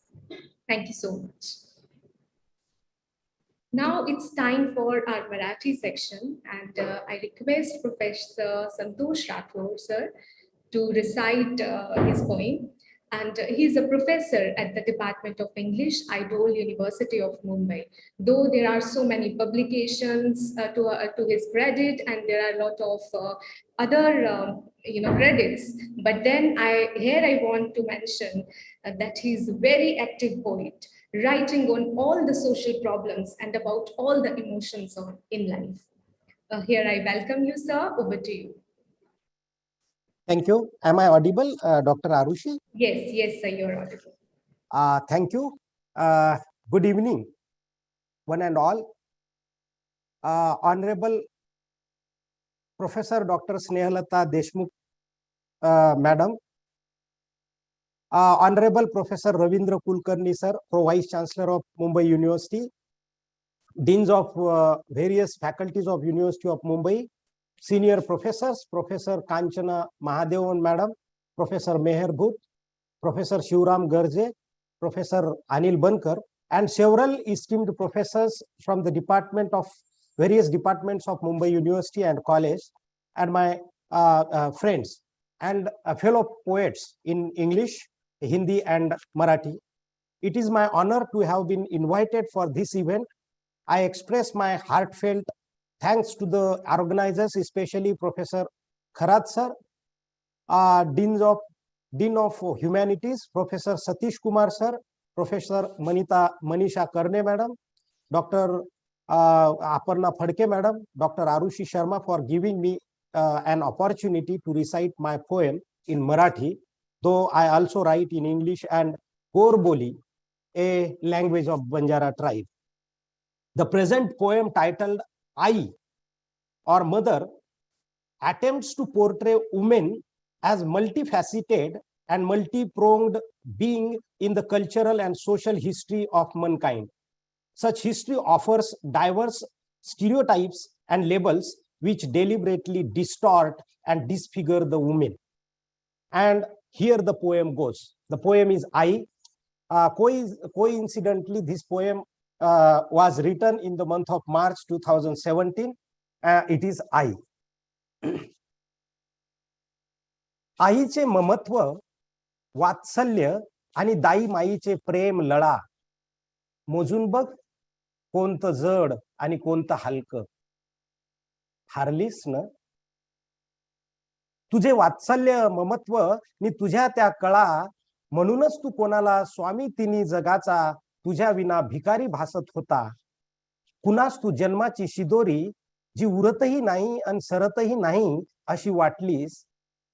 कुणास यशोदा तर कुणास देवकी दिसलीस. तुला कुणी कुंती म्हणून हिणवलं तर कुणी कौशल्या म्हणून गौरवलं.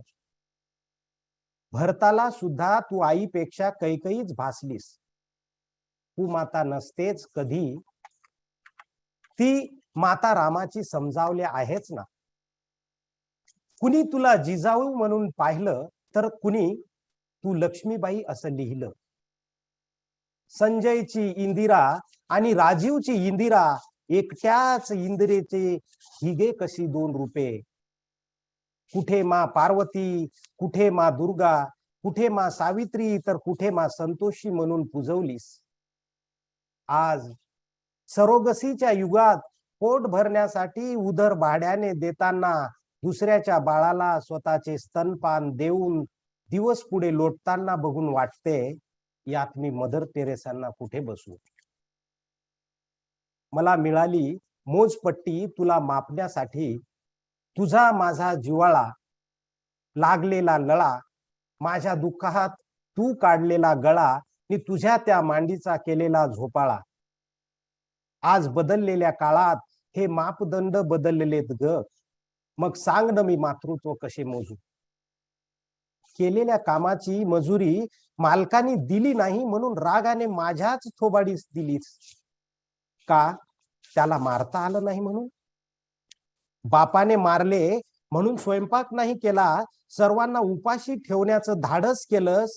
का त्याला एकट्याला उपाशी घालता आलं नाही म्हणून. पण कोठीची चावी हाती आल्यावर, आईची आजी झाल्यावर हे ग तुला कसं समजलं. मग कुठून आलं तुझ्यात एवढा धैर्य. मामाचा वाटा तुला घेता आला नाही म्हणून पदराला बांधून आणलेले शेंगदाणे एवढाच तुझा हक्क, नाहीतर वर्षादा एखादा आयर एवढाच पक्क. कसाबला जन्म दिल्यामुळे आज तू कोणाचं ऐकणार. जिहाद मानणाऱ्याचं की आतंकवादी म्हणणाऱ्यांचं. होते ना तुझी गोची. देशासाठी धर्मासाठी बलिदान देणाऱ्या देशभक्ताची आई की देशाला दगा देणाऱ्या देशद्रोह्याची. दुधाचा पाना फुटताच तुला नाही का ग कळला की तो देशभक्त होईल की देशद्रोही. बाळाचे पाय पाळण्यात असताना नाही का दिसलेत. कोणाची आई होऊ वाटेल तुला. आयुष्यभर कमावलेल्या पुंजीला समाजात वाटून रिकाम्या होणाऱ्याची की आयुष्यभर देशाला लुटून परदेशात पळणाऱ्याची. आई माझा बाप तर तू दाखवू शकली नाहीस. तेवढ्या मोठ्या संख्येतून तू तरी कसे ओळखणार. माझा मुखवटा पाहून प्रत्येकांना आठवत होतीस मला बाप सांगण्यासाठी. कोणी नेहमीचा नसणार कदाचित म्हणून मुखवटा मॅच झाला नाही. पण हो तू मुलाला जन्म दिलं, गर्भपात नाही केलं. जिथे मुलीच पसंत करतात. पावलो पावली समाजात वावरताना केवळ गर्भपाताचे दुःख घेऊन जगलो फक्त तुझ्या ममतेच्या झायलेमुळंच. शारीरिक बौद्धिक आर्थिक कमकुवत भावंडांप्रती तुझं झुकत माप पाहून बऱ्याचदा वाटलं तू पूर्वग्रहित आहेस. तू माझ्यापेक्षा त्याला लळा लावतेस, त्याच्यापेक्षा तिला. पण तसं नाही ग.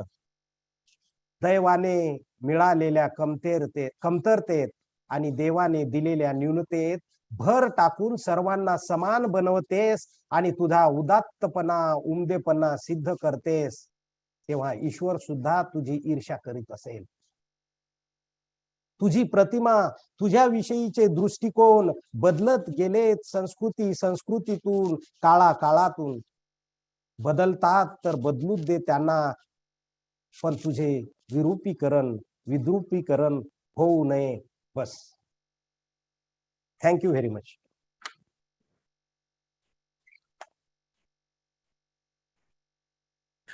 Thank you so much, sir, for bringing out ironical picture of society and urging every one of us for reformation needed. I guess beautifully you have picturized that how to break the shackles and dissolve the roles of women. Thank you once again.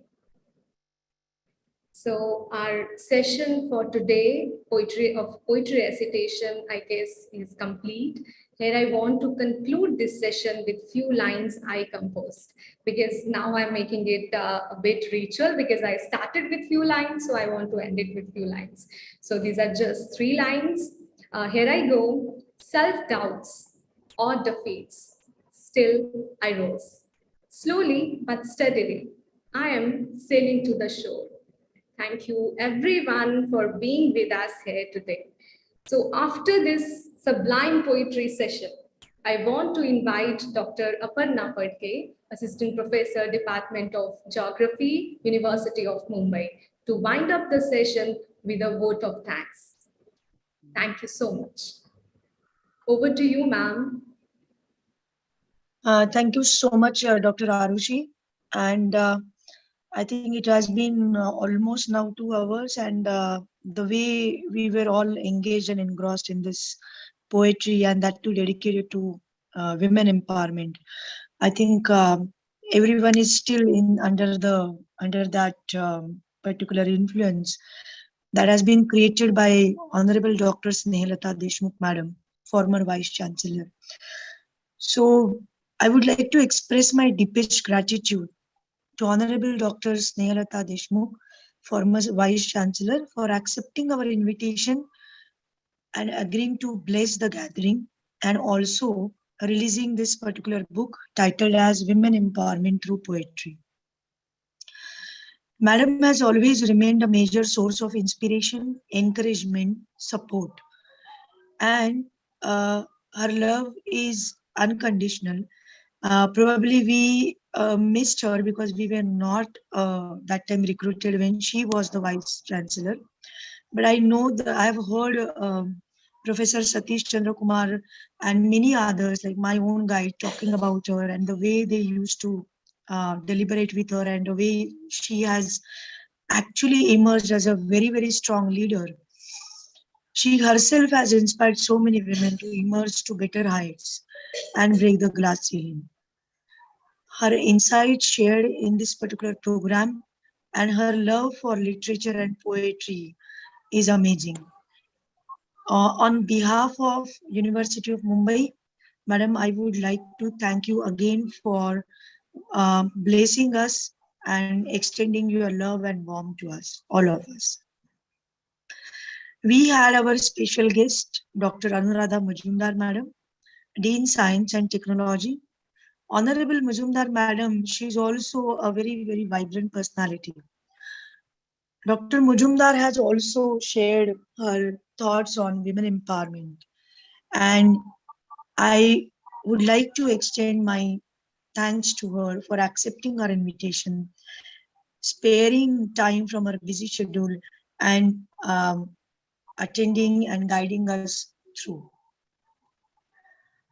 The program was presided by Honorable Pro Vice Chancellor, Professor Ravindra Kulkarni, sir. And I would like to express my deepest gratitude to Professor Kulkarni. In spite of his busy schedule and so many other programs, he spared time for this particular program, and he agreed to preside over. He has also shared his thoughts on women empowerment, and his encouragement, his constant encouragement, has definitely made us drove us to really work hard and emerge with again novel, you can say, thoughts, and novel, you can say, such kind of experiments. in bringing a good literature to all of you. Professor Rajesh Karat, Dean Humanities. Honorable Sir, you have always been there for in each and every innovative and creative idea. Sir has always been there. Sir always guides, Sir always encourage, and he would simply speak some few words, and then he would give some fantastic concepts and ideas, and then we would jump out with, oh, this we never thought. And so I am really thankful to Professor Rajesh Karat sir for supporting us, for supporting all the editors, for supporting all the co-editors. At the same time, also constantly engaging us in all such kind of creative works. Um, I don't think this is just a literary work, but this is actually a very important academic work. Professor Manisha Karne, another very important person behind the scene, and she has always been motivating all the co-editors. She has also been encouraging the participation. Thank you, Professor Manisha Karne madam, for encouraging everyone over here. Professor Satish Chandra Kumar, always full of energy, and I really thank you, sir, for being the co-editor and being the backbone of the entire effort of bringing this book to a very good, you can say, publication. Aisha Devnath and Dr. Arushi Sharma, very young member of these teams, and they have done a tremendous hard work, and definitely a much greater applause for them because they have really worked hard. And both of you, you have done wonderful job in this is something absolutely unimaginable, that so many poems coming together over almost 300 almost 300 poems compiled together and synced together, and it is a kind of a feast for readers. So thank you so much. Our poets, Maya Sharma, Rochelle Portugal, Ahista, Yamini Shah, Branka, Gulshan ji, Rita Ramdas, Santosh ji Rathod, all of them, they spared their valuable time and they actually emerged with wonderful narrations. And they were narrations were not just in the form of poems, but also, the way they narrate your poem and then they discuss the backgrounds. In fact, it showed that how diverse is our culture. And hence, they actually represented a tremendous cultural, social diversity that is there in Indian culture. Thank you so much, all of you. I would also like to extend my thank to DICT for arranging the technical support for us. And all of you, those who are present here, heads of the department, heads of various departments. Also, there are many professors who have joined this particular program. I can see many of them. Medha Tapiawala, then I can also see Professor Anil Bankar and Sonali, Professor Sonali. So I thank all of you, Professor Prishita Paul, Professor Priya Vaidya. I can see so many of them who have joined. I thank all of you for joining this particular event and making this particular event absolutely successful. Last but not the least, the publisher and this Adroit publication, I would really like to thank Adroit publication for coming instantly and supporting this particular book and publication of book in a very, very short span of time. And hence, I would like to extend my deepest gratitude towards Mr. Rochelle Sharma and Adroit Publication for bringing this book in a very short period of time. But if you look at the quality of book, if you look at the cover page, if you look at the design, if you look at the entire, you can say, appearance of the book, it looks so I mean, it has got a very aesthetic look as well as it has elegant look. So I thank Akhil Sharma ji for the same. Once again, thank you everyone for making this particular event successful, and I hope you will continue to remain associated with us in our future endeavors also. This is a kind of an endeavor that we have begun with, but definitely we will continue to have many more in the coming future, and we definitely expect your support. Thank you so much. Over to you, Dr. Arushi. Thank you, ma'am, for all your kind words for all of us. Thank you so much. So here I want to answer one question which is being asked over and over again from past few days, that how we'll get our copies. So we will release Google Forms, and all the poets, you have to fill those Google Forms and just send us back, and then we will send you this book by courier. Thank you so much. And any questions, any queries, definitely you can reach us anytime. Thank you so much. Happy Excuse me, Women's ma'am. Day. So we Yes. will be getting e-copies of it, or the No, hard copies. All will get, all the poets, all the contributors, they will get hard copies. You just have to fill that Google form, send it to us, and then along with your address, then your book will reach you. Thank you so much. Thank Happy you so Women's much. Day. Happy Women's Day to you too. Thank you.